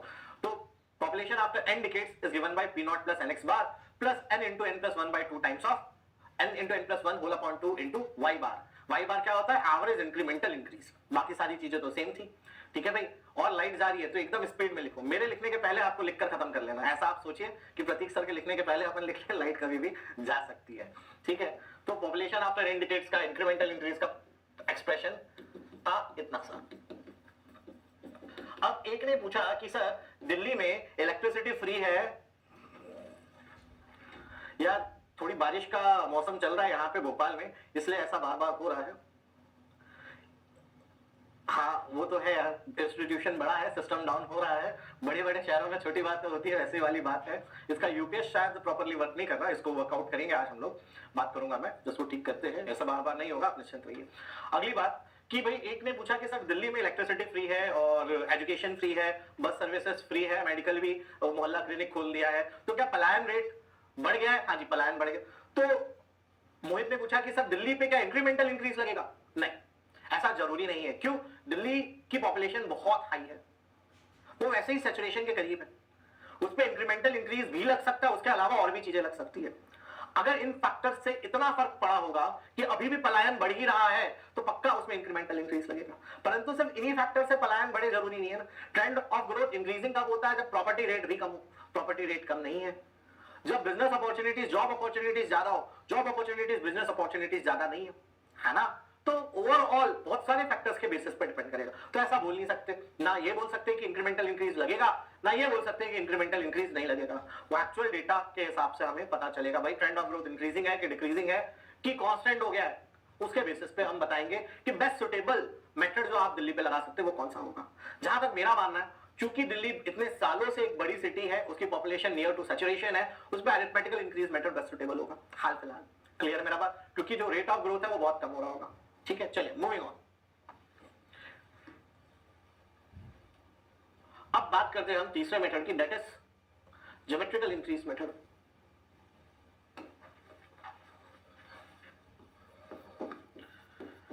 Geometrical increase method, this method is also known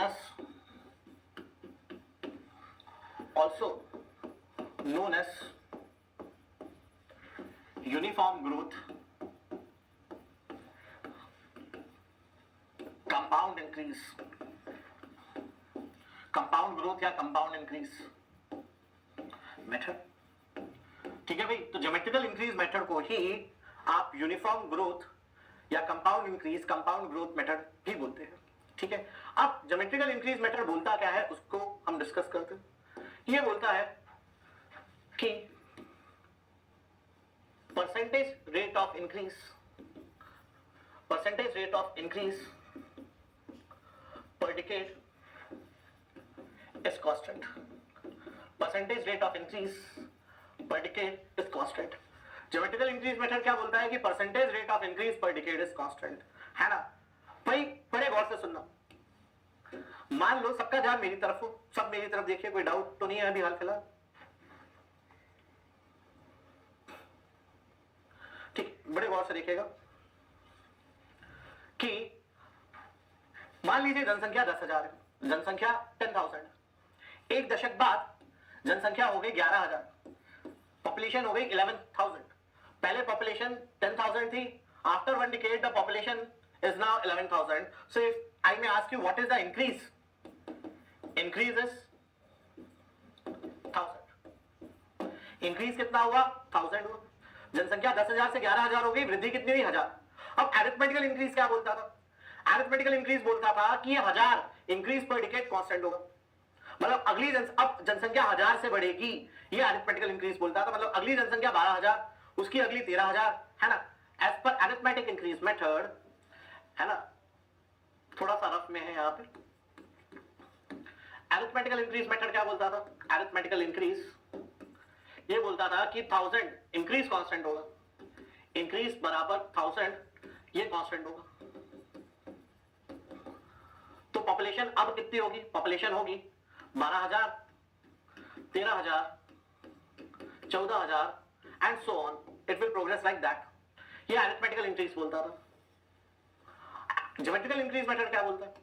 geometrical increase method बोलता है, बड़े गौर से मेरे शब्दों को सुनिएगा, ज्योमेट्रिकल इंक्रीज मेथड बोलता है कि भाई जनसंख्या थी 10,000, 10,000 से 11,000 हो गई, मतलब इंक्रीज कितना हुआ? 1000 इंक्रीज हुआ। वृद्धि कितनी हुई? 1000 वृद्धि हुई। परसेंटेज इंक्रीज कितना हुआ? परसेंटेज इंक्रीज कितना हुआ? भाई 1000 लोग बढ़े, 1000 लोग बढ़ गए, कितनों पे बढ़े? 1000 लोग 10,000 पे बढ़े, 1000 लोग 10,000 पे बढ़े, तो परसेंटेज इंक्रीज हो गया 1000 upon 10,000 into 100, 1000 upon 10,000 into 100, that would be what? 10%. Now geometrical method states that this percentage rate of increase will be constant. This percentage rate of increase per decade will be constant. Arithmetical increase method क्या बोलता था कि increase constant है। Geometrical increase method क्या बोलता है कि नहीं, इंक्रीज का प्रतिशत कांस्टेंट, वृद्धि का प्रतिशत कांस्टेंट है। Now what will be the population afterwards? The next population, the population was 10,000, then it became 11,000. Now the next population will be an increase of 10% on 11,000. Next population will be 11,000 plus 10% of 11,000. So what would be that? अगली population कितनी हो जाएगी भाई? बताओ। 11,000 into 1.1, 12,100. Next population will be 12,100.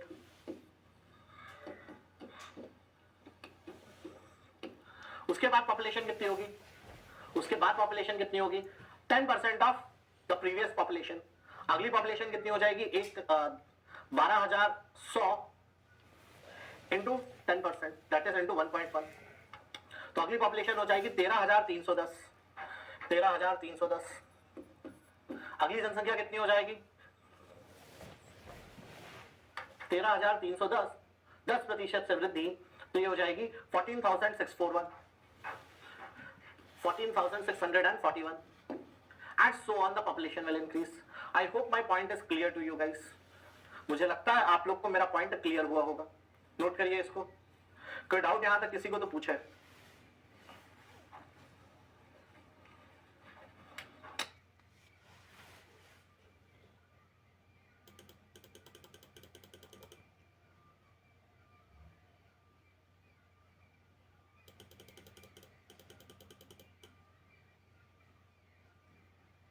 And number of decades,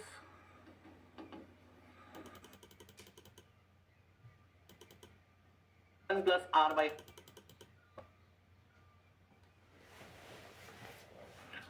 now the expression for geometrical increase method, ऊपर ले जाओ भाई। geometrical increase method के लिए expression क्या होता है?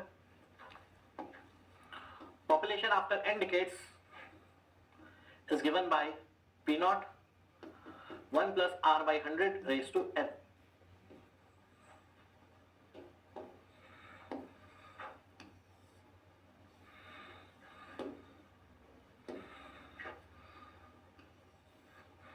जिसमें again pn population after n decades,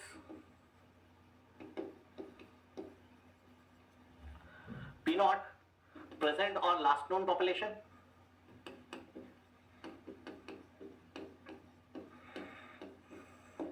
and number of decades,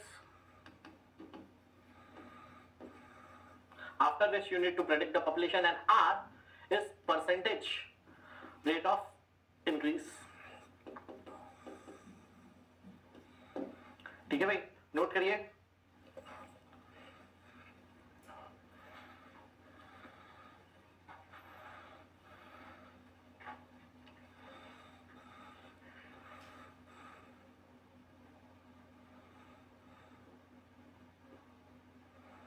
Mohit Parashar, contact number आपको मिलेगा परसों की क्लास में, ठीक है? अभी आप बिना पढ़े डाउट पूछोगे, that I do not want. मैं चाहता हूं 2 दिन पढ़ो फिर डाउट पूछो, तो आपको परसों की क्लास में मेरा कांटेक्ट मिल जाएगा, फिर याद दिलाइएगा। चलिए नोट करो पहले। अब एक क्वेश्चन करके देखते हैं, ऊपर ले जा रहा हूं, किसी का बचा होगा तो बताइएगा। मान लीजिए आपको दिया हुआ है एयर और population,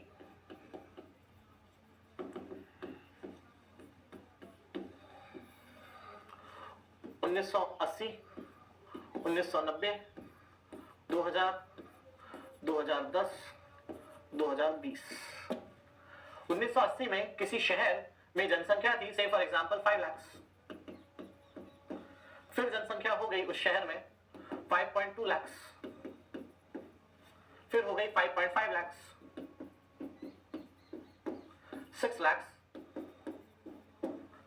6.7 lakh. Now, I need you guys to predict.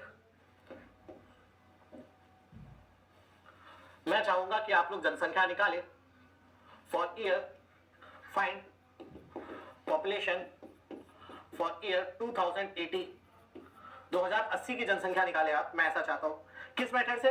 पहले अरिथमेटिकल इंक्रीज से, फिर इंक्रीमेंटल इंक्रीज से, फिर ज्योमेट्रिक इंक्रीज से। तीनों मेथड से आपको जनसंख्या निकालनी है। कितना समय आपके पास तीनों मेथड से आंसर निकालने के लिए? 3 मिनट। स्पीड में चालू हो जाइए। मैं चाहता हूं खुद से नहीं करोगे कभी नहीं सीख पाओगे, है ना? तो खुद से करना जरूरी है, स्पीड में करिए। व्हाट्सएप नंबर मिलेगा, टेलीग्राम ग्रुप मैंने नहीं बनाया अभी।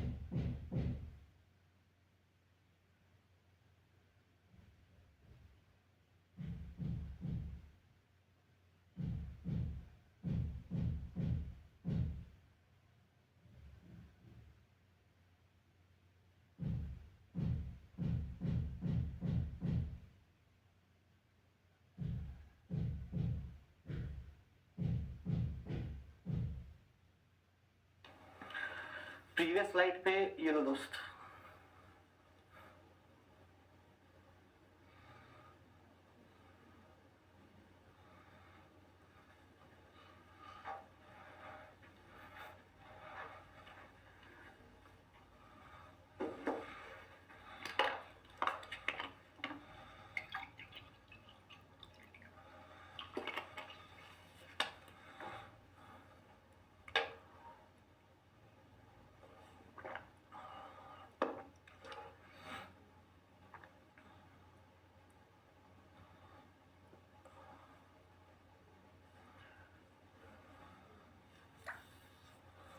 चलिए देखेगा बड़े गौर से। अब मैं भी कर रहा हूं, आप भी करते रहिए। भाई सबसे पहले मैंने सोचा कि भाई इंक्रीज निकाला जाए। मैंने निकाला increase x bar, that is x bar. भाई जनसंख्या 5 लाख से 5,20,000 हो गई। सन 1980 में जनसंख्या 5 लाख थी, सन 1990 में 5,20,000 हो गई। So what is the increase in the population that has been observed? That is 20,000। 20,000 से जनसंख्या में वृद्धि हुई। 1990 to 2000 the population increased from 5,20,000 to 5,50,000. So the increase in population recorded was 30,000. 5,50,000 से 6 लाख हो गई। कितनी वृद्धि हुई? 50,000 से जनसंख्या बढ़ी। 6 लाख से 6,70,000 हो गई। The increase in the population recorded is 70,000. Now x bar. Now listen to me very carefully. This is x, not x bar. ये क्या है भाई? ये x है। x bar क्या होता है? जब भी आप बार लगाते हैं मतलब you are opting for the most probable value. आप मोस्ट प्रोबेबल वैल्यू चाहते हैं। मोस्ट प्रोबेबल वैल्यू को क्या बोलते हैं? Mean. Mean of the average set of data is called as the most probable value. तो एक्स बार मतलब इन डेटा का एवरेज। एवरेज कितना हो जाएगा भाई? 20,000 प्लस 30,000 प्लस 50,000 भाई 70,000 plus 70,000 divide by 4।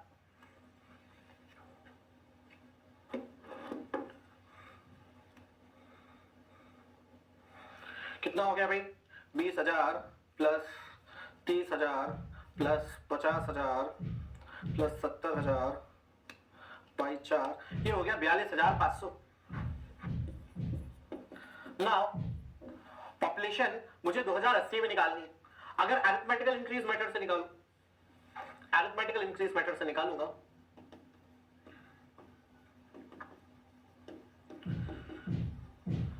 Arithmetical increase method से Pn is given by P0 plus Nx bar। भाई हमें 2080 में जनसंख्या निकालनी है। आखिरी जनसंख्या हमें 2020 की ज्ञात है। 2020 की जनसंख्या कितनी है? 6,70,000। 6.7 into 10⁵. भाई 2020 की जनसंख्या आखिरी हमें ज्ञात है, that would be P0, last known population और प्रेजेंट पॉपुलेशन। 2020 से 2080 कितने साल बीत गए? 2020 से 2080 60 वर्षों बाद, after 60 years, that would be 6 decades. 60 साल यानी 6 दशक बाद आपको जनसंख्या निकालनी है। So after 6 decades n is what? 6। You need to find the population and the x bar is 42,500। इसको वर्कआउट करिए, बताए कितना आ रहा है भाई? 6 into 42,500 plus 6,70,000। This is coming out to be 9,25,000। 9,25,000 would be the population as per arithmetical increase. As per arithmetical increase method, the population in year 2080 will be computed to be 9,25,000। अब incremental increase method से निकाला जाए। Now let's find the answer using incremental increase। incremental increase से निकालना है अगर incremental increase method। So as per incremental increase method, the population after n decades is given by Pn is P0 plus Nx bar plus n into n plus 1 upon 2 times of y bar, okay। y bar चाहिए अगर, if we want to find y bar, what we need the data for y। तो यहां पे हम निकालेंगे increment. Increment को मैंने designate किया y से, इंक्रीमेंट को मैंने डेजिग्नेट किया y से। बड़े गौर से यहां पर देखिएगा भाई, सन 1980 में 5 लाख लोग थे, 1990 में 5,20,000 हो गए, मतलब 20,000 नए लोग प्रवास कर आए, मान लीजिए, ठीक है। 1980 में 5 लाख लोग थे, 1990 में 5,20,000 हो गए, that mean 20,000 people migrated to our town। Let us assume that all the increase in the population is due migration right now।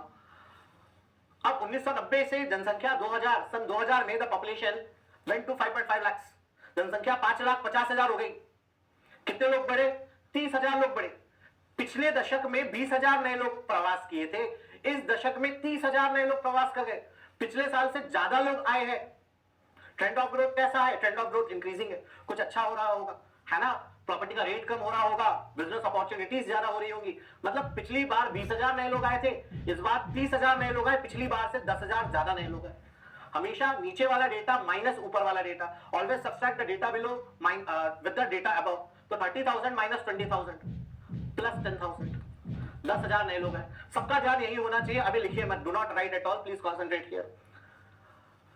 2000 में 5,50,000 की जनसंख्या थी, 2010 में जनसंख्या 6 लाख हो गई, 50,000 नए लोग आए।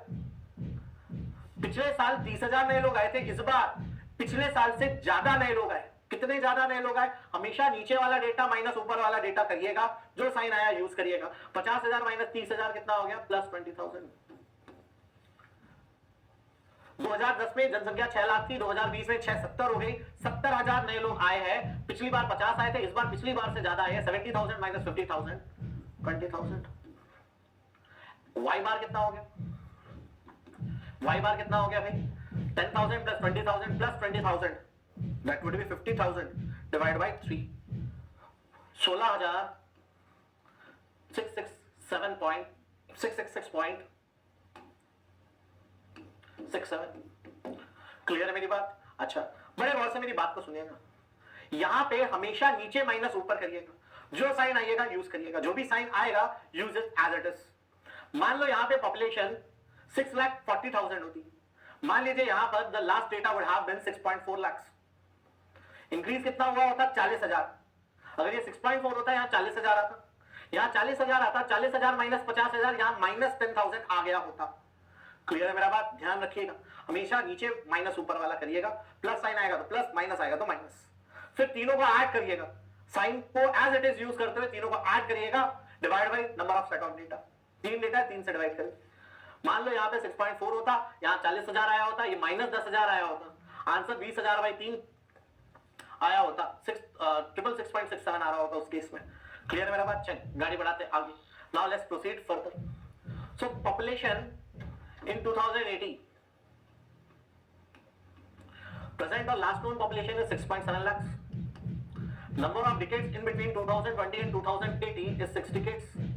X bar is 40 to 500. Number of decades was 6. 6 into 6 plus 1 divided by 2 times of y bar. What is the value of y bar? That is 16,666.67. Solve it. कितना आ रहा है भाई? आप भी करिए solve. 6 into 7 into 16,666.67 plus 9,25,000. This is coming out to be 12,75,000. 12,75,000 would be the answer.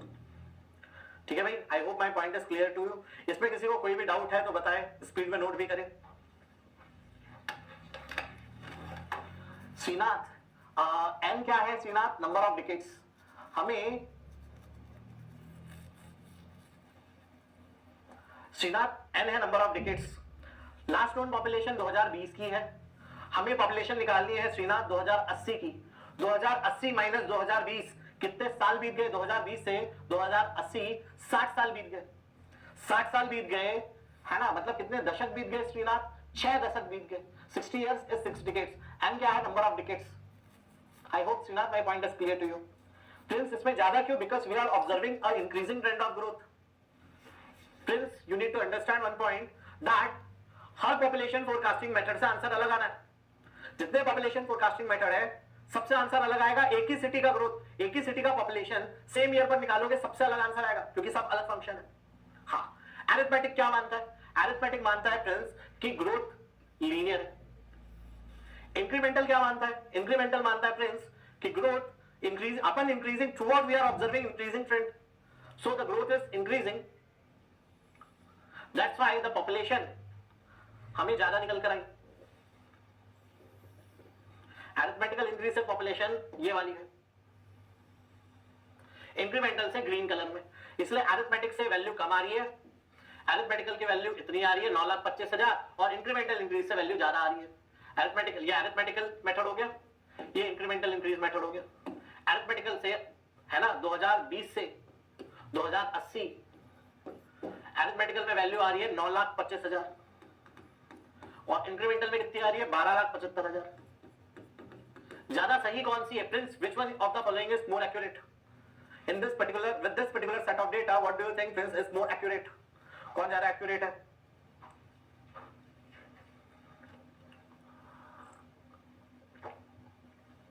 हाँ भूपेंद्र सिंह, आते हैं, आ चुके हैं, आते हैं, क्या तीनों मेथड से पूछ लेगा? नहीं, किसी एक से पूछेगा। आपसे तीनों से नहीं पूछेगा, किसी एक से पूछेगा, है ना। अब वो कोई भी एक हो सकता है, तो अपन को तीनों करने पड़ेंगे ना दोस्त। कभी ज्यादा मेहनत करने से भागो मत, अपन जितना ज्यादा करेंगे उतना ज्यादा सीखेंगे, है ना। चलिए, हाँ जी, 12,75,000 वाला ज्यादा सत्य क्यों है? क्योंकि हम देख रहे हैं ट्रेंड ऑफ ग्रोथ को बढ़ते हुए, हम क्लियरली देख रहे हैं ट्रेंड ऑफ ग्रोथ भाग रहा है ऊपर की तरफ। ठीक है, चलिए मूविंग ऑन। अब इसी क्वेश्चन को मुझे ज्योमेट्रिकल इंक्रीज से करना है, इसी क्वेश्चन को मुझे ज्योमेट्रिकल इंक्रीज से करना है। तो पहले तो मैं ये डेटा मिटाना चाहूंगा, ये डेटा मिटा रहा हूं। सबने नोट कर लिया ना भाई? किसी का नोट करना बाकी है? काफी टाइम दिया था मैंने, ठीक है, बहुत स्लो नहीं लिखना, सफिशिएंट टाइम था, आप नोट कर सकते थे, जिसका बच गया बच गया। अब इसी क्वेश्चन को दोस्तों हमें ज्योमेट्रिकल इंक्रीज मेथड से करना है। ज्योमेट्रिकल इंक्रीज मेथड से अगर हमें इस क्वेश्चन को करना है, third is geometrical increase.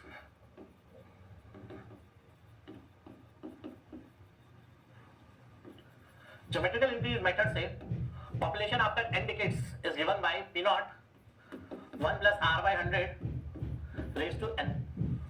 Geometrical increase method से ये होगा। तो पहले क्या निकालना पड़ेगा, r। First we need to compute the value of r। r क्या है, परसेंटेज रेट ऑफ इंक्रीज।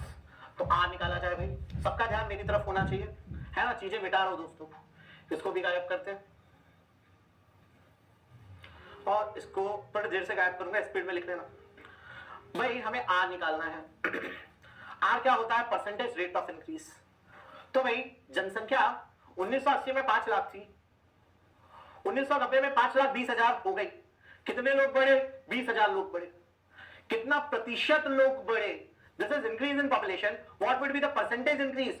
20,000 लोग बढ़े 5 लाख पे, 20,000 लोग बढ़े हैं 5 लाख के ऊपर। So r will be 20,000 divide by 5 lakh into 100। ठीक है, जनसंख्या 5 लाख से 5,20,000 हो गई, मतलब 20,000 लोग बढ़ गए। कितने प्रतिशत बढ़े, 20,000 अपॉन 5 लाख इंटू 100। तो कितना आ रहा है भाई, सॉल्व करते जाइएगा।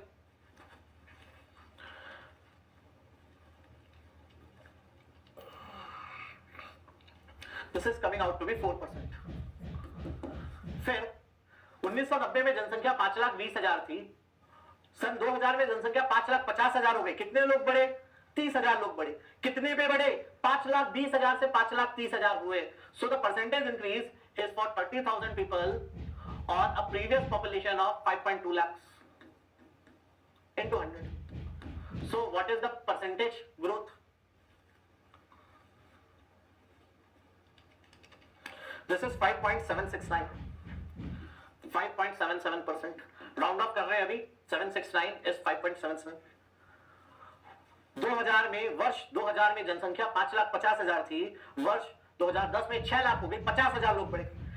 किन पे बढ़े, 5,50,000 पे बढ़े। So percentage rate of increase 50,000 लोगों में वृद्धि हुई है 5,50,000 से।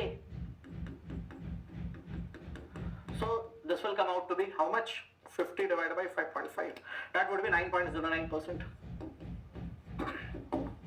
Similarly 70,000 upon 6 lakhs into 100, 11.67%। ठीक है भाई, नोट करिए इतना, नोट मत करिए, देखिए इसको गायब कर रहा हूं। अब आर निकालने के दोस्तों हमारे पास दो तरीके, सबका ध्यान टोटली एंटायरली मेरी तरफ होना चाहिए। लिखना बंद कर दीजिए, बाद में लिखने का समय मैं आपको नहीं दूंगा, आप ही सिर्फ यहां कॉन्सेंट्रेट करिए, बड़े गौर से देखिएगा। ठीक है, आर निकालने के दो तरीके हैं हमारे पास। आर निकालने के लिए मैं एवरेज अरिथमेटिकल आर भी यूज कर सकता हूं, अरिथमेटिकल एवरेज आर भी यूज कर सकता हूं, अरिथमेटिकल एवरेज आर भी यूज कर सकता हूं, और ज्योमेट्रिकल एवरेज आर भी यूज कर सकता हूं, ज्योमेट्रिकल एवरेज भी ले सकता हूं। भाई अरिथमेटिकल एवरेज आर क्या है, अरिथमेटिकल एवरेज आर निकालना है अगर, तो वो कैसे निकलेगा, R equals R1 plus R2 plus dot dot dot Rn upon set of data. और ज्योमेट्रिकल एवरेज कैसे निकालते हैं भाई, बचपन में आप लोगों ने पढ़ा ना, अरिथमेटिकल प्रोग्रेशन, ज्योमेट्रिक प्रोग्रेशन, है ना, 10th में पढ़ा है, 11th या 12th में वापस पढ़ा है। तो ज्योमेट्रिकल एवरेज आर कैसे निकालते हैं, R1 into R2 into R3 into dot dot dot Rn, whole का power 1/n set of data. n नहीं, इसको कुछ दूसरा ले लेते हैं, n नंबर ऑफ डिकेट समझ लोगे तुम लोग, है ना, n नहीं लेते, s ले लेते।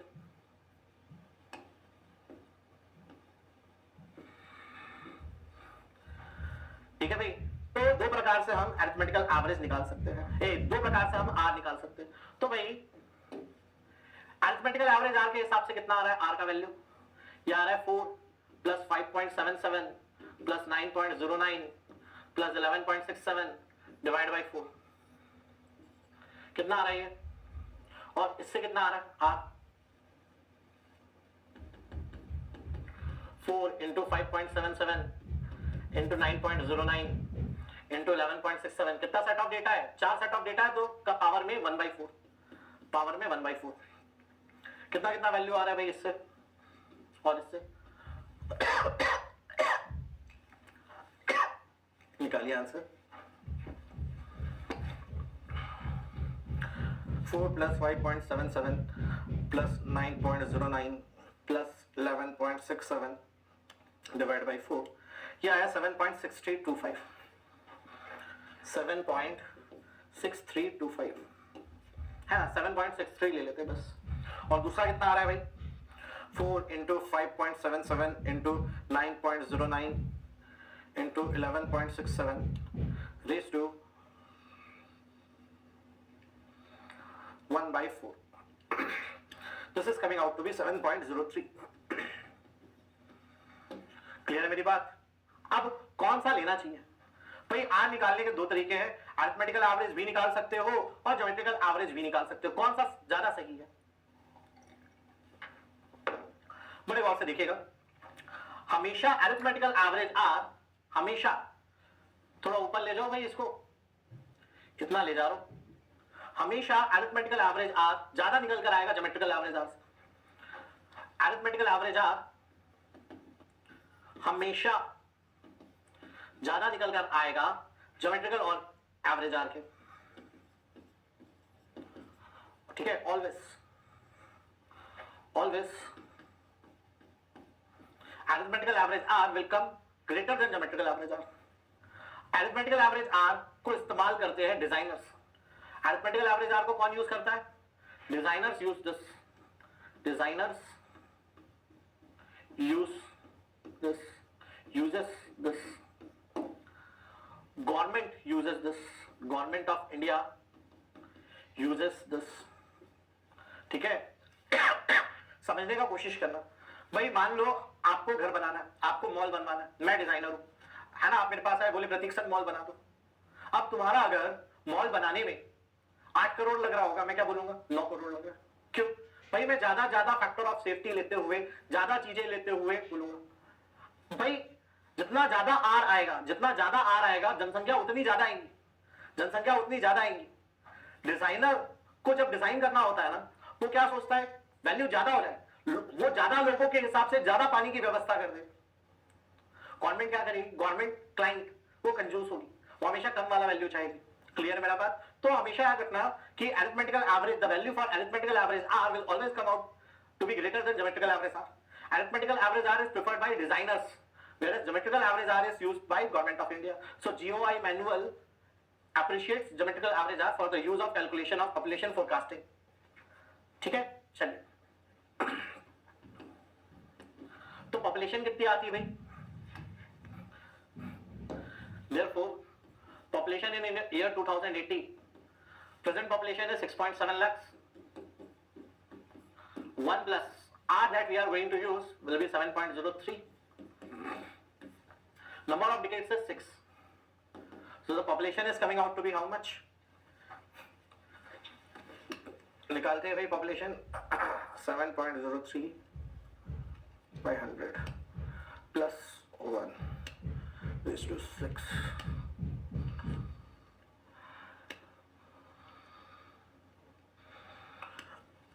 This is coming out to be 100,718.1.9. ठीक है? इतनी जनसंख्या आ रही है, 10,07,000 है ना, 181.9। यार क्या पॉपुलेशन डेसिमल में हो सकती है? 0.9 इंसान देखा तुमने? हाँ, 0.2 या 0.3 जनसंख्या डेसिमल में हो सकती है क्या? नहीं, जनसंख्या डेसिमल में नहीं हो सकती। कभी भी जनसंख्या डेसिमल में आए, always rounded to the higher side. Population को हमेशा हायर साइड पर राउंड। अभी इसको मैं कितना लिख दूंगा? इसको मैं लिख दूंगा 181.9 नहीं लिख सकते, तो मैं इसको 182 बना दूंगा। मान लो यहां पर 81.2 होता, मान लो 181.2 होता, तो कितना लिखे होते? क्या 181 लिखे होते? नहीं, तो भी 182 लिखते। पॉपुलेशन को हमेशा हायर साइड पर राउंड ऑफ करिएगा, है ना? क्यों भाई? मेहमान अगर 11.2 मेहमान घर आने वाले शाम को, तो 12 आदमी का खाना बनाते, 11 आदमी का खाना नहीं बनाते।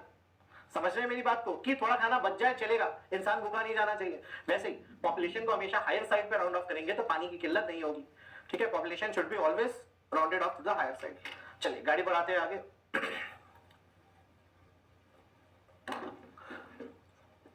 Let's proceed further.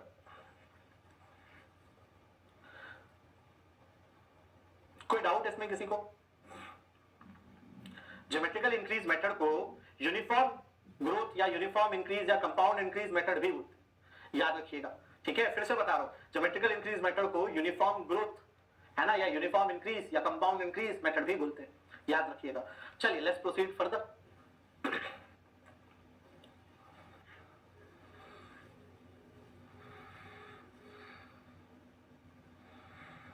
अब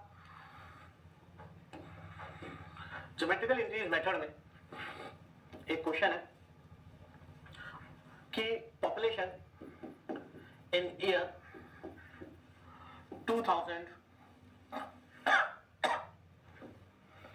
in year 1990 and 2020 was recorded to be P 2,72,000 and 4,11,000.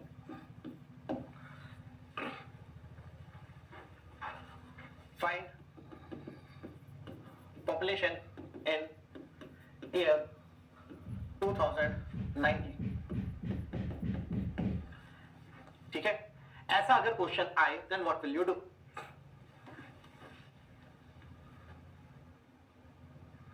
हाँ जी मोहित पाराशर, एग्जाम में आपको government of India prescribed value लेंगे, आप भी geometric average. Geometric average R इसलिए लिया क्योंकि अपन गवर्नमेंट ऑफ इंडिया की तरफ से वाटर सप्लाई प्रोजेक्ट पे काम और सिखाई कर रहे हैं। 10.23 लाख कम आया था। रवि का पॉपुलेशन गलत है, अमर ज्योति का भी गलत है, अभी मैं लिखा।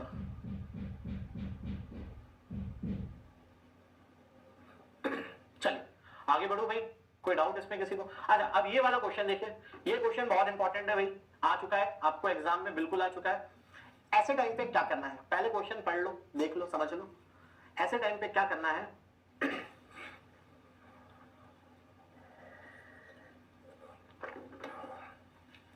भाई आपको निकालना है जनसंख्या। जब भी ऐसा टाइप का क्वेश्चन आए कि आपको 2 साल 2 अलग अलग वर्षों का पॉपुलेशन दिया है, किसी तीसरे वर्ष का आपको आंसर निकालना है, किसी तीसरे अलग वर्ष का आपको आंसर निकालना है, ऑटोमेटिकली समझ जाइए ज्योमेट्रिकल इंक्रीज मेथड का क्वेश्चन है। किसका क्वेश्चन है? ज्योमेट्रिकल इंक्रीज मेथड का क्वेश्चन है ना, ठीक है। क्वेश्चन ऑफ ज्योमेट्रिकल इंक्रीज, ऐसा क्वेश्चन किससे ही बन सकता है? सिर्फ ज्योमेट्रिकल इंक्रीज से बन सकता है, ठीक है। कभी भी आपको 2 अलग अलग सालों का डेटा दिया है, किसी नए साल का डेटा मांग लिया है, तो आप समझ जाइएगा ज्योमेट्रिकल इंक्रीज मेथड का क्वेश्चन है। आपको 2090 में जनसंख्या निकालनी है, तो आपको लास्ट नोन पॉपुलेशन 2020 की है, 1 + r/100 रेज़ टू n। अब इस केस में 2020 की पॉपुलेशन तो पता है भैया, 2020 की पॉपुलेशन हमें ज्ञात है। थोड़ा सा एसी अब कम किया जाएगा।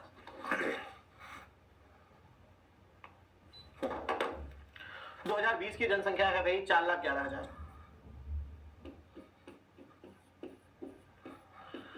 आर नहीं पता, N what will B Satya Pal या सत्यजीत, जो भी मेरे दोस्त थे, आप बताओ आर कितना होगा दोस्त? What will be the value of R? What will be the value of R? नाम मैं थोड़ा भूल गया, बताओ भाई आर का वैल्यू क्या होगा? 2020 से 2020 की जनसंख्या ज्ञात है, 90 की मांग रहे, सो 70 साल बाद की जनसंख्या मांग रहे, 70 साल यानी 7 decades, so n is 7 that we know of. Now how can we compute r? r कैसे पता लगाएंगे? इस सिनारियो में जब भी आपको 2 सेट ऑफ डेटा दिया रहता है, 2 सालों का डेटा दिया रहता है, उसमें आप r कैसे निकालते हैं उसको बड़े गौर से देखिएगा। r निकालेंगे हम t √(p2 / upon P1 minus 1।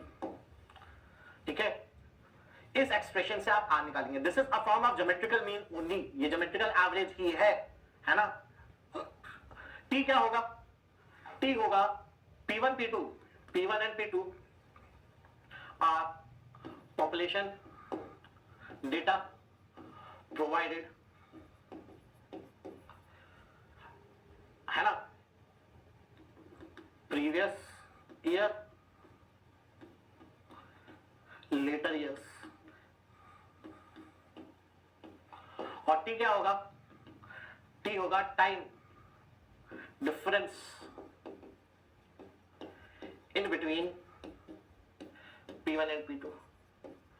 ठीक है भाई, तो P1 और P2 क्या होगा, P1 P2 पीछे की और बाद की पॉपुलेशन होगी, वहीं T क्या होगा, T होगा दोनों सालों के बीच, दोनों वर्षों के बीच कितना साल, कितना दशक बीत गया है ना, टाइम डिफरेंस इन डिकेड्स, किसमें, डिकेड्स में।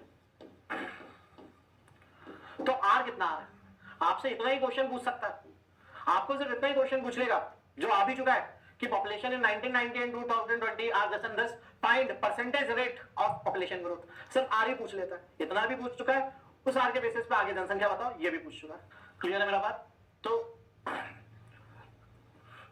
कितना हो जाएगा भाई, देयरफॉर टी, भाई 1990 और 2020 के बीच कितने दशक बीत गए, 1990 से 2020 के बीच 3 दशक बीत गए, 3 अंडर रूट, P2 है 4,11,000, P1 है 2,72,000 माइनस 1 कितना आ रहा है भाई, पहले तो आर बताइए।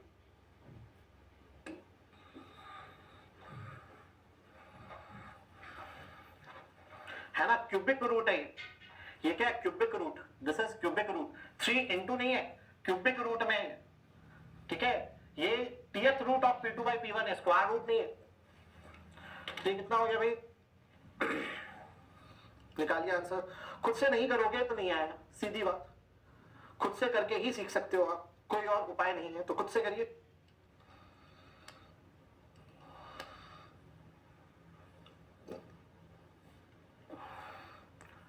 तो 4,11,000 डिवाइडेड बाई 2,72,000 की पावर में कितना, आंसर रेज टू 1/3, पावर में 1/3, तो कितना आ गया 1.1475 माइनस 1 0.1475, ये कितना आया 0.1475,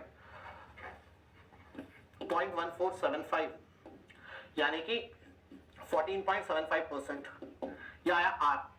तो इससे जनसंख्या कितनी आ रही है भाई, 2090 की जनसंख्या हो गई 4,11,000, 1 प्लस आर कितना आया भाई 14.75 बटा 100 पावर 7। जनसंख्या फाइनली पॉपुलेशन कितनी आ रही है भाई, ये भी निकाल लीजिए, 14.75 divide by 100 plus 1 raise to 7 into 4,11,000. This is coming out to be 10,76,000. ये आ रही है 10,76,739.58. Yeah, the population cannot be in decimals, so we'll round it off to the higher integer, that would be 740.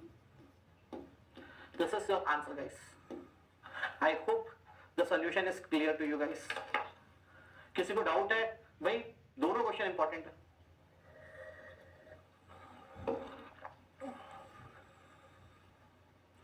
Srinath, एकदम बच्चों वाला question पूछ रहे हो Srinath, N की वैल्यू और टी कैसे निकाले। बाबा श्रीनाथ, 2020 की पॉपुलेशन पता है हमें, 2090 की निकालनी है, तो 70 साल बाद की पॉपुलेशन निकालनी है। 70 years, how many decades? 7 decades. 1 decade is of 10 years. एक दशक 10 वर्षों का होता है, 10 साल का होता है। तो 2020 minus 2090, sorry, 2090 minus 2020 is 70. 70 by 10 is 7. So n is 7. T. T is the time difference in between the years, the population data given for years P1 and P2. 1990 का डेटा दिया था, 2020 का दिया था, तो टी कितना हो गया 2020 माइनस 1990, 30 इयर्स, 30/10 इज 3, 30/10 इज 3। हम रॉकेट साइंस नहीं पढ़ रहे कि कितना प्रोपेन डाला था, क्या इग्निशन का मैकेनिज्म है, क्या प्रोजेक्टाइल क्या ट्रेजेक्टरी से वो शूट करेगा, ये नहीं पढ़ रहे, ठीक है। बहुत ही सिंपल बेसिक केजी 1 की बात पढ़ रहे, ऐसा मत करो। आगे तो फिर बहुत ही खतरनाक है भाई, एक्टिवेटेड स्लज है, ट्रिकलिंग फिल्टर है, कैसे होगा।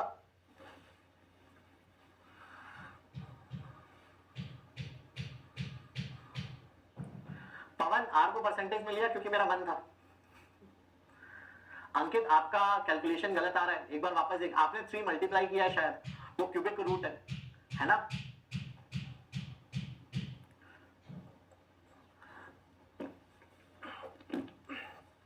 रंजन कुमार, आर निकालने के लिए what we can do, we have another expression for finding out r, tth root of P2/P1। जो पॉपुलेशन आपको दो प्रोवाइडेड है, नोन पॉपुलेशन है, 1990 1920 2020 की पॉपुलेशन आपको ज्ञात है, 2020 की जनसंख्या यहां ले लीजिए, 1990 की जनसंख्या यहां ले लीजिए। ये टी क्या है, टी है time difference in decades in between the population recorded in P2 and P1। तो 1990 से 2020 के बीच में 30 साल यानी 3 यहां ले लिया है ना, 3 दशक -1 आ गया, ये 0.1475 आपको आर मिला है। परसेंटेज आर कितना होगा, 14.75% होगा, है ना भाई। चलिए नोट करिए, अब एक ब्रेक ले रहे हैं, है ना। Will meet back at 10:45 guys, 10:45 पर वापस मिलेंगे।